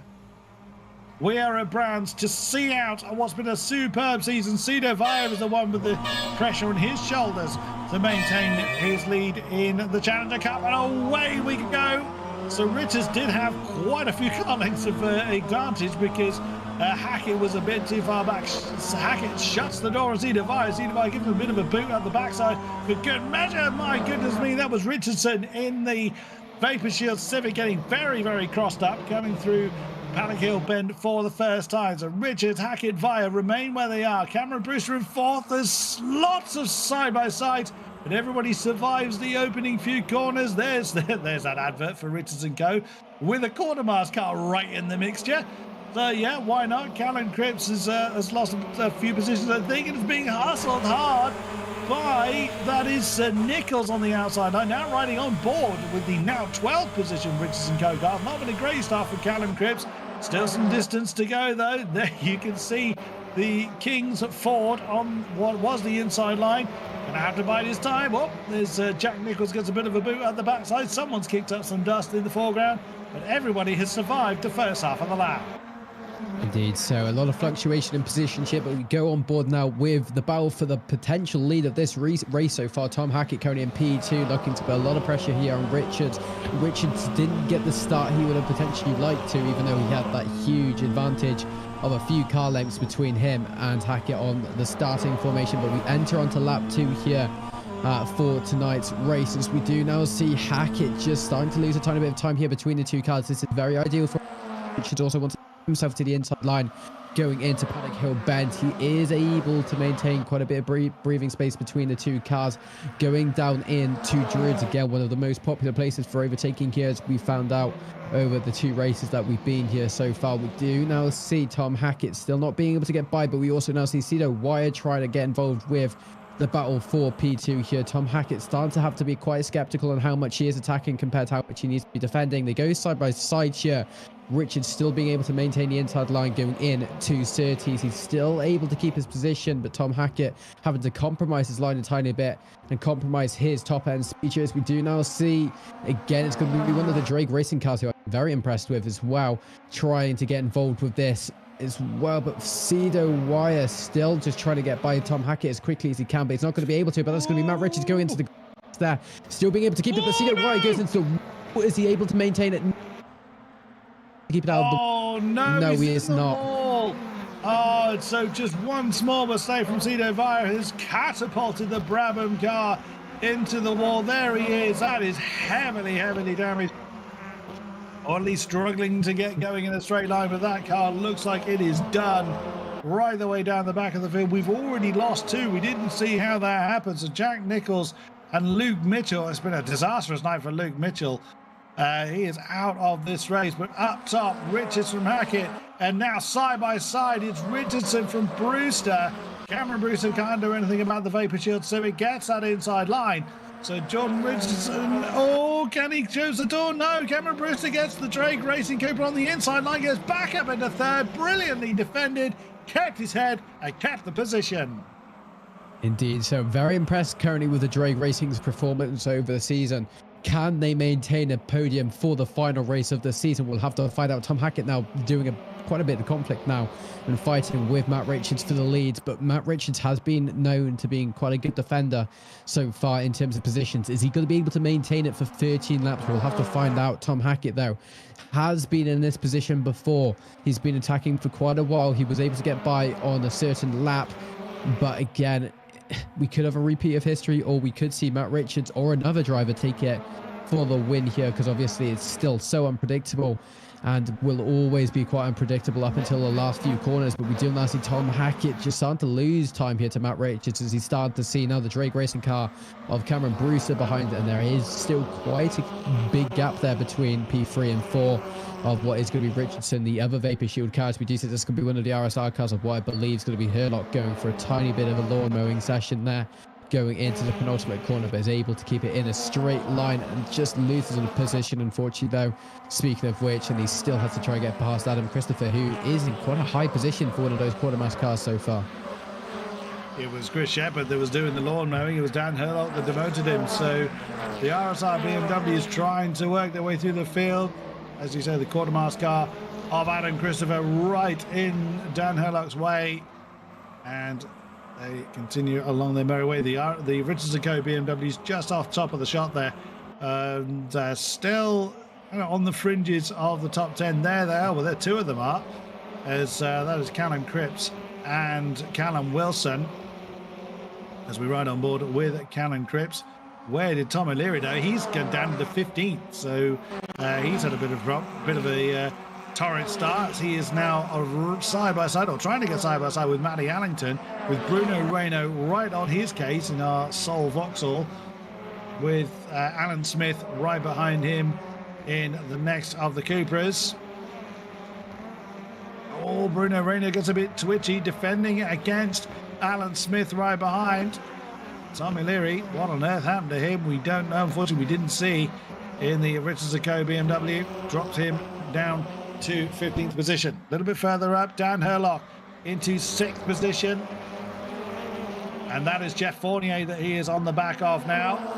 So fellow RSR BMW, we've seen Jeff get onto the podium already tonight. Jeff sticks to the inside line. I think he's letting Dan Herlock through, which choreographed move there. That is Herlock up into 5th. 2:30 of the race left to go. We do now see as well, it's going to be Christopher going for the inside line, going into Druids. Is he going to be able to keep the move here? Not too sure just yet, but we do see the RSR BMW of Fournier still going to be able to preserve his position with the inside line going in to Graham Hill Bend, but he's not even going to need it as we go back up to the front of the pack here. As we do see again, Richard still being able to preserve his position of P1, but for how long? Tom Hackett's been battling him for practically the entire race so far, but we do also see Cameron Brewster now trying to go side by side here with Hackett once again as he goes side by side going into Hawthorne. Is he going to be able to preserve the position? Yes, he is. Tom Hackett still being able to take P2, going into the most challenging part of the this track now, going into Westfield, Dingledale and the Sheen Curve here. 3 very, very complicated corners and easily go wrong, as we have seen on multiple occasions here in tonight's festivities. Great move from Dan Herlock on the inside line, going through Westfield to get the position from Jordan Richardson. Superb effort there. 2nd, 3rd and 4th are all on option tyres. Richards is not. That's why he's defending so hard. Herlock trying to get the cutback on Cameron Brewster. Couldn't quite do it. The Cooper is a bit wider than the BMW would like as they come over the line. 10 laps remaining of this race, and it is going to be an absolute furious scrap between our top runners. Goodness me. So Richards is probably enjoying having any kind of respite whatsoever.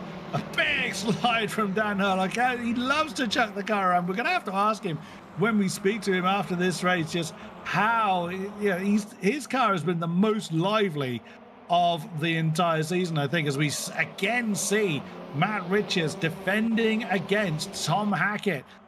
Matt Richards has had so much pressure in his shoulders, and again the Hyundai gets the overspeed coming out of Surtees, gets side by side. He's going to be forced to the outside line once again as they come through Hawthorne. We have seen it work. Is it going to work this time? He knows it's up ahead as Hackett gets a bit of a bump on Richards. Richards now has the inside line as he now comes, they all come through Westfield. That's the lead back into the hand of the Civic. Here comes Herlock. He's managed to get Brewster. While Cameron was looking at the battle ahead, he took his eye off the ball very slightly, and the BMW pounced. Indeed so, but it's still not over yet, as we do see all 4 different manufacturers currently fighting for the top 4. Here, as we do see now, it's going to be Hackett being able to promote himself into P1, but for how long as they go side by side going into the Clark's curve here, as they still go side by side here, but Matt Richards still being preserve his position. But we now see it's going to be the RSR BMW going through the inside line and getting the overspeed there, demoting Hackett into P3 here. Daniel Herlock now fighting for the lead of the race for the change. This has definitely changed it up quite significantly here, going down into Paddock Hill Bend. They still go side by side. Richards still being able to hold the inside line going in. Now into Druids. Is he still going to be able to keep it? No. Tom Hackett now trying to battle once again to try regain P2 here. It goes side by side going into Graham Hill Bend. This is definitely not going to be an easy corner to keep it. Tom Hackett not being able to regain his position of P2, but we do once again now see Drake Racing Car of Brewster trying to gain the position of Tom Hackett. Tom Hackett now just needs to try and attack as much as he can to regain his position of P2 before these two start storming off, as we can already see quite a big breathing space gap starting to form between the 2 packs of cars. But we do now see Daniel Herlock going to try to get P1 as quickly as he can now, as we go nearly to the halfway stage of this race. 7 cars in this lead train, although there's a tiny bit of a gap forming 2nd to 3rd. Herlock to Hackett, but Dan Herlock all over the back of Matt Richards. I think we'll be speaking to both of these drivers after the race. This is going to be quite a fun interview. Who's got what to say after this? But heading down towards Clark Curve once again to come over halfway in this race. Richards from Herlock, from Hackett, your top 3. But right behind Tom Hackett, Cameron Brewster has got Jeff Fournier right on his tail as Dan Herlock blasts past the Vapor Shield Civic to take the lead. Can he hold it? He does. He comes through at Paddock Hill Bend. That is Dan Herlock up into first. Is Matt Richards going to bounce on the inside up and Druids? No, he doesn't. I think he realizes that is not going to go his way. He doesn't have the tyre advantage. Bear in mind that Civic is on prime tyres. Everyone around him is on options. So Matt Richards is doing a superb job, as that's Tom Hackett doing a bit of lawn mowing going through Graham Hill Bend.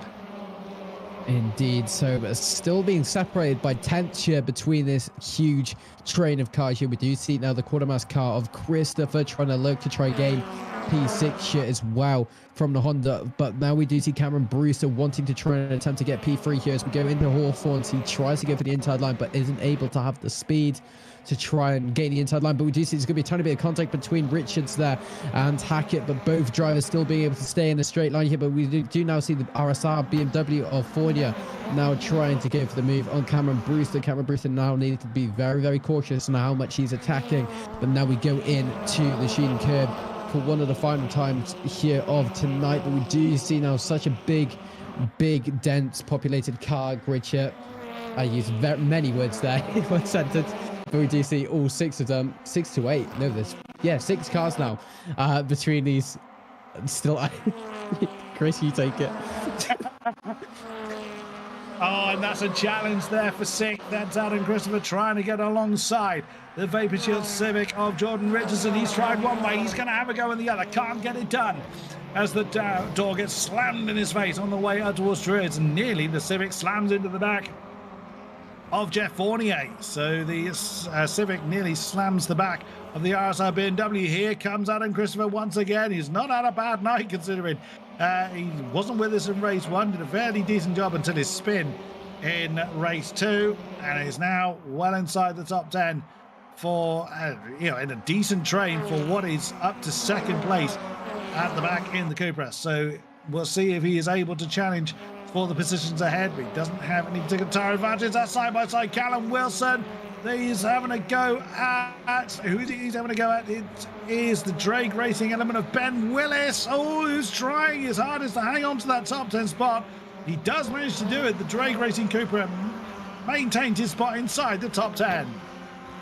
Indeed. So now Ben Willis needs to be quite cautious here, because obviously we do see the Richards & Co car. Callum Wilson is such a capable driver as well, and it is easily going to get past if Ben Willis doesn't use the right measures of trying to defend there, as we do now see Tom Hackett now actually starting to lose some time here to Richards, and Herlock's actually just completely legged it now. There's a 2-second gap between P1 and P2 because of this battle that is starting to occur between the top 7, sorry. Now going down into Paddock Hill Bend. Now Richards still being able to create a tiny bit of a gap, but Tom Hackett is able to close the gap quite quickly going into Druids here, but still nothing's really happening just yet. It's still quite a dormant battle between the 6 drivers, but is going to very much start becoming quite active in the next lap or so when the tyres start to degrade some of the option tyres, because there are quite a few people on those option tyres here for race 3 compared to the people who are on the prime tyres. Obviously the option tyres being the softer tyres, the prime tyres being the harder tyres. They are for here, as again Tom Hackett tries to challenge, but he's going to have to go the outside line. Doesn't always work. He's tried it once already. He's gone onto the grass. He was ahead at the point that he went on the grass, but again he's lost that spot. As there's a bit of a bump down the Drake Racing effort. Here comes, that's Fournier. He's got one. He's going to be on the outside line for Sheen. Slides in BMW. This Vapor Shield Civic's gone off the road. Be careful how you rejoin. That gives Fournier and Brewster and Hackett a position. And is that going to be, that's a quartermaster car that is doing some lawn mowing. My goodness me, it's Adam Christopher as he almost gets inside the top 5. It's truth. That got very lively very quickly. He's going to go for an inside line. Oh no, there's no pin between the 2. The Civic has been pushed into a spin, hits the wall. Oh, you never want to see it, rolls across the track. Oh, that is a shame. You never want to see it. What a shame for Matt Richards' race to end in such a way. Indeed, so the interviews later are going to be quite heated, shall we say. But Adam Christopher now down into P7 once again after the P8 now, unfortunately, after that unfortunate little dilemma between the 2 cars. As now we do see Ben Willis as well now trying to get past this quartermaster car, and just shows you one small mistake has just costed him 2 positions. Just shows you how close this battle is for what is actually going to be the lead of the race, or when they're actually P2 of the race, really. Is now we do see Adam Christopher under pressure now from the other drag racing car, Ben Willis. Ben Willis is able to take it before even going into Hawthorns there, so was able to get a better exit, a better overspeed going into the Hawthorns Hill now. But we go into sector 2 of Westfield, Dingledale and Sheen curves now. Nothing really happening just yet. All splitting far, but this is where Adam Christopher will start being a tiny bit impatient, wants to try gain these positions back that he's lost over the past lap as we now enter on into the Sheen curve and into the Clark's curve once again. And we do see there's going to be a Richard car now going side by side with the rival of the RSR BMWs. That's going to be Callum Cripps going up into P6 and Shepard going into P7. So very close, as it has been all season, between Richard and RSR. And slightly further up, that's Jeff Fournier. That is having a look for second from Tom Hackett. He manages to get that move done. Oh, Cameron Brewster gets very, very close to the back of the Honda, but then look at the pack behind him that is currently being led by Callum Cripps in the Richards & Co BMW. Then it is Jordan Richards. Oh, no, that's trouble. Oh, no, that is a tangle between Chris Shepard and Ben Willis. That's a Not very sure damaged what really Cooper happened there. What actually happened there? I couldn't really see it because I wasn't paying attention on that part of the track. What happened? 2-1 essentially, but as they came together, it catapulted Chris Shepard into the wall, and I think Ben Willis hasn't come off too cleverly either, as two of the quartermaster cars having a bit of a scrap for 8th positions. That's Ty Cuthbert and Adam Christopher. So good representation for quartermaster, both these two cars inside the top 10, and they are chasing Callum Wilson as best they can. Right behind them is Tom O'Leary. So a decent collection of points there for quartermaster, and a good scrap as well between those two. There's Tom Hackett now into 3rd position. Jeff Fournier has got himself a good 7/10 of a second or so breathing space between himself and the Hyundai of Tom Hackett. There's Cameron Brewster looking to try and get onto the podium for Drake Racing. So Tom Hackett looks like he's struggling a little bit in these remaining 3 laps. Indeed, so Hackett has done a splendid job over the past 2 races of being on camera for most of the race. Now Tom Hackett, just a few laps left to go to see if he's able to bag a final podium of the series here. We can see it's quite isolated now between the top 3, all of them being about 3-4 seconds between each other. Herlock has been able to do quite a good job as well to actually create quite a big gap for himself. 3.3 seconds now as it's updated live. Fournier in P2 in the other RSR car as well. Do you now see going on to the quartermaster cars of Ty Cuthbert and Adam Christopher? I believe if these 2 cars finish in this position, they will have scored the most amount of points in one race. But Adam Christopher going for a bit of a spin there. Is he able to save the car? Yes, he is. Brilliant save there from Adam Christopher. But now he has to try and regain the position here from what is going to be Thomas O'Leary. Extremely well saved. Save that from Adam Christopher from going in the wall. My word, that certainly would have woke him up. He caught that one pretty well. It could have gone horribly wrong for all surrounding him, but he does manage to catch it and just about hang on to 10th position. Cameron Brewster looking on the outside line for 3rd position from Tom Hackett. Can't get it done. Tries to cut underneath the Kings Racing Hyundai, gets the overspeed, gets side by side as they come together into Druids. Brewster has the inside line. Here comes Callum Cripps to try and make Tom Hackett's day even worse. So good move then from Brewster. Does manage to hold on to it. Gets a bit of a boot at the backside. So does Hackett. That's going to put Hackett side by side. Is it? No. Brewster just and only just by a pixel's width managed to shut the door on Tom Hackett to hold on to that 4th.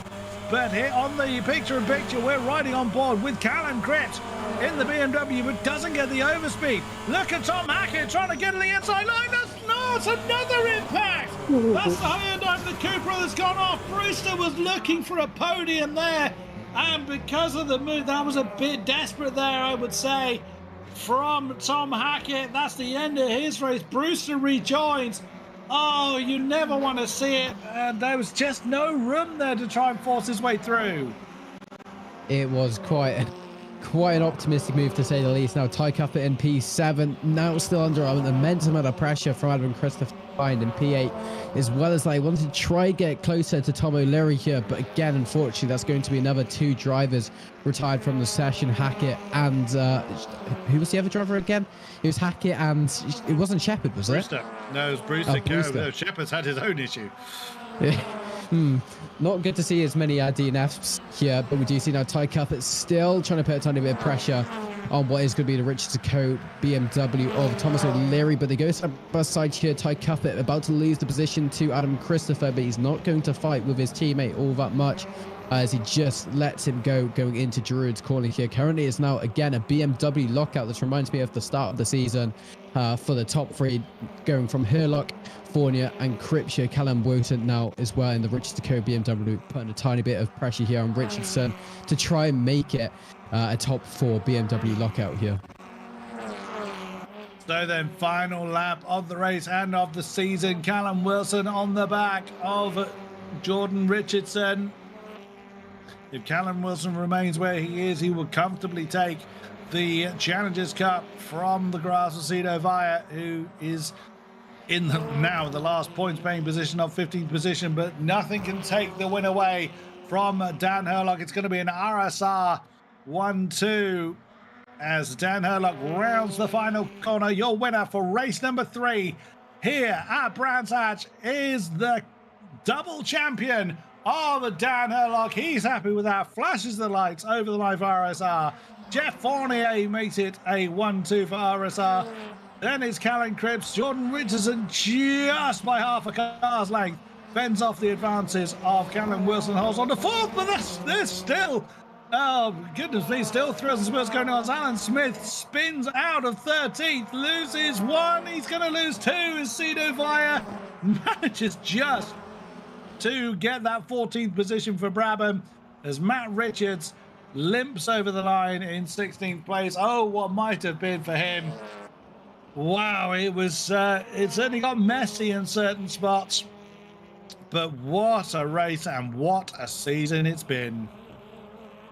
Indeed. So Daniel Herlock being able to round out the championship and also come home in P1 for the final race.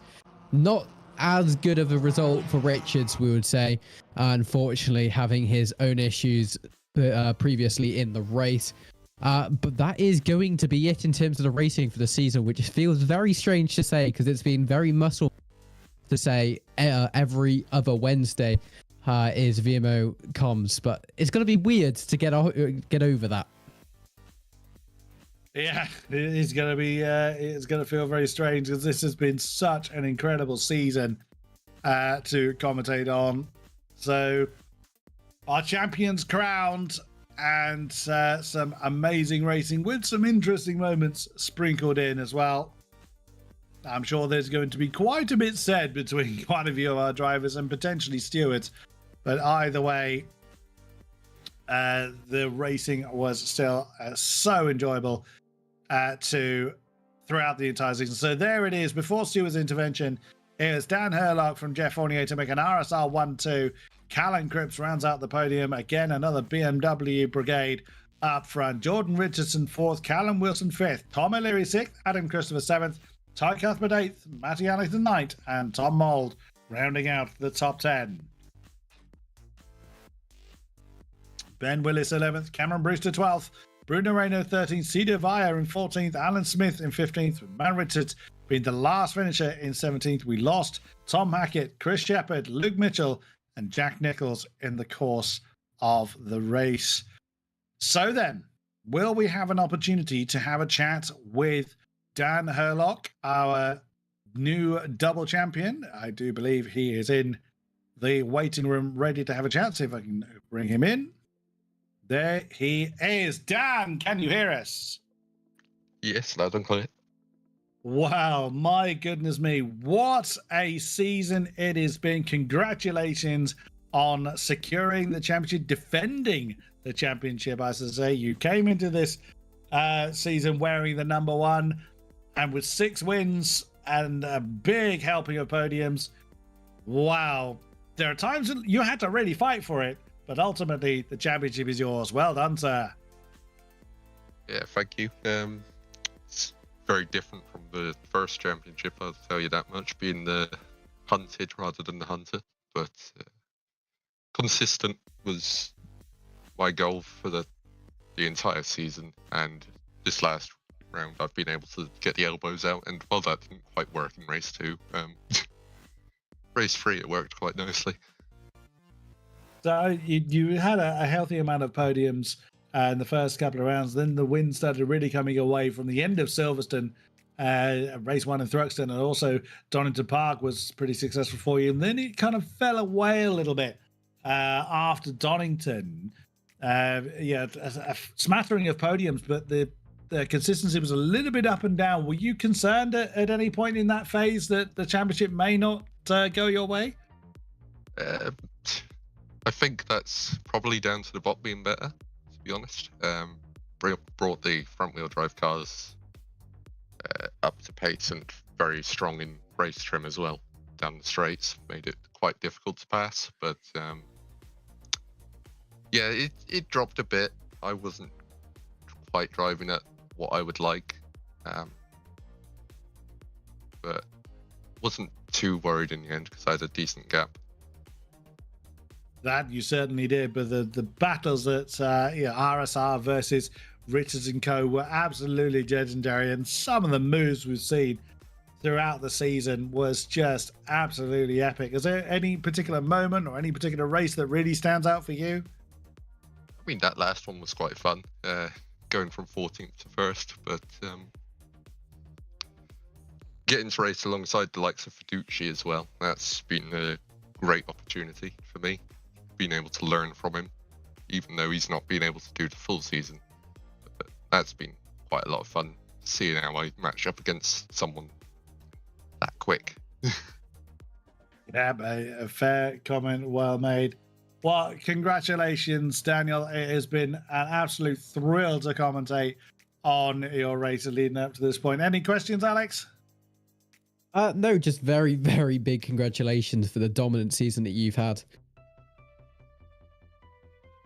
Yeah, absolutely brilliant stuff. Will we see you back next year? Yeah, I reckon. Brilliant stuff. Well, it has been an absolute thrill to watch you really go through the season, really get the elbows out when you needed to, and a thoroughly well-deserved win. Congratulations on the championship, and thank you very much, Daniel Herlock. Thank you, guys. So then we'll see if Matt Richards wants to come and have a chat to us as the team representative for Richard & Co. Despite the fact that Matt Richards was racing a Vapor Shield Civic, the Richard & Co. BMWs were just so consistent and so top scoring so many times that, again, it's been a very, very worthy championship. So Cedar Via does indeed take the Independence championship. It's that he could, if the race had gone differently, he could well have been on for the Challenger Cup, but sadly that race not going his way. But no denying that was a very worthy effort from Callum Wilson. So congratulations from Cedo Via representing Brabham Esports in the Toyota Corolla. Came home in second position, didn't quite get the win. So therefore he will be eligible for the Challenger Cup next season. And Callum Wilson, as you can see, is the Challengers Cup winner. So that last race was where he overhauled. It was 2 points difference between Callum and Cedo going into that last race for the Challenger Cup. So congratulations to the Richards & Co. BMW. And we have got Matt Richards in the waiting room ready to come and have a chat to us. So let's bring him in. There he is. Matt, can you hear us? Can indeed. Oh, congratulations to Richards & Co. For a very, very well-deserved Constructors' Championship. So 7 wins for the team, 18 podiums overall. You've got to be pleased with the boys. Oh, yeah, 100%. They've put a fantastic effort in through the whole season to keep the team up there. And there was a midpoint in the season where we struggled a little bit, but they pulled together and got everything sorted, got the car working again. And yeah, they really stuck together and pushed through it, and they thoroughly deserve it. So, what was the general consensus between about choosing the BMW? It's difficult to kind of balance one car against the personal preferences of numerous drivers. Was there a lot of testing, a lot of deliberation that went into that decision? No, not at all. We ran it last season. I was close to the Drivers' Championship last season in it. We won the Teams' Championship in it last season, so it made sense to just stick with it and keep the form going. As mentioned by Dan Holler, the bop that came in mid-season, how did the team kind of adjust to that? It really didn't so much hamstring the BMW, but it helped the front-wheel drive cars really kind of keep pace with the big old Beamer. What was there a kind of change in strategy or change in mindset at all when that took place? There was a little bit of a low point. The car was with the way it was bopped. There was a few bits where there was a few workarounds that the guys had to do just to get it working again. But as I said, they pulled together, got the setup working, got everything comfortable again, and you can see in the results at the end. I mean, a 1, 2, 3 in one of the races as well. And Callum getting the Challenger Cup as well. So they really sorted things out, got everything together, and put a really good team effort in, just to make sure that they repeated that team championship and a record point score as well. So it's been such a brilliant performance from the team overall. So will we see you and the boys back next year? Oh yeah, of course. And how was the Civic compared to the BMW? It was a tough adjustment. I mean, we won't talk about the off season and the drama at the end of last season, but joining back onto the grid again, and I was mainly doing it for a bit of fun, working with Jordan, getting the setup working right, and yeah, just getting some experience on board with those guys. And yeah, it was a tough adjustment, but we got there in the end, and I think we might have sealed P3 in the Teams Championship. It might have been close. So yeah, it was just nice to get both the teams that we run the stable in 1 and 3, and it's just the best result that we could have got through the season. Brilliant stuff. A very, very well deserved championship going your way there for Richards & Co. Any questions from you, Alex? Got one. In terms of, obviously, you've run the BMW now for 2 series. For next year, as you've just said, you will be participating once again with Richards & Co. Racing. Would you change cars for next year, maybe with the Civic, or are you going to keep with what you know? Who knows? Can't answer that. Okay. No, consistency is a good thing, but it depends on what the guys want.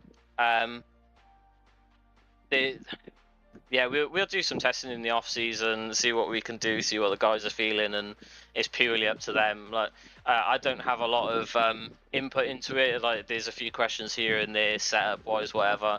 But generally, the guys really get on with it and make the team what it is. So yeah, it's completely down to them. Brilliant stuff. Well, congratulations on the team's championship and a fair effort as well in the Civic. You have come away with quite a lot of podiums in a car you had to adjust to. So congratulations to you as well on that one, Matt. It has been a real joy to watch the challenges and the incredible racing from the team. Congratulations on the team championship to Richards & Co. Congratulations to the drivers. And of course to you, Matt Richards. Thank you very much. Cheers. Great stuff. So thank you kindly to Matt Richards and Dan Herlock for joining us tonight to see how the season, and what an amazing season it has been. We thoroughly encourage those of you that possibly haven't caught every race to go back and watch them on this very channel. It has been such a joy to commentate on, and that is going to be it for this season. We look forward to seeing you all again next year. We wish you all the very best for the holiday season and for times to come. Thank you very much, Alex Newman, for joining me in the box. Good sir. Again, a pleasure to be alongside you. Been an absolute pleasure to be alongside you as well in the commentary box. Learned definitely quite a bit in my first year of doing commentary, and thank you very much, Tom, in the background as well as Daniel and Ryan throughout the season doing all of the very difficult camera works. Absolutely. So we literally couldn't do it without you, and brilliantly done by AK Esports as a whole. Until we see you again next year for the next season, can Dan Herlock hold on to his championship, and will Richards and co be able to see off the competition, all gunning for their spots? You'll have to join us next time to find out. Until next time, thank you very much and good night.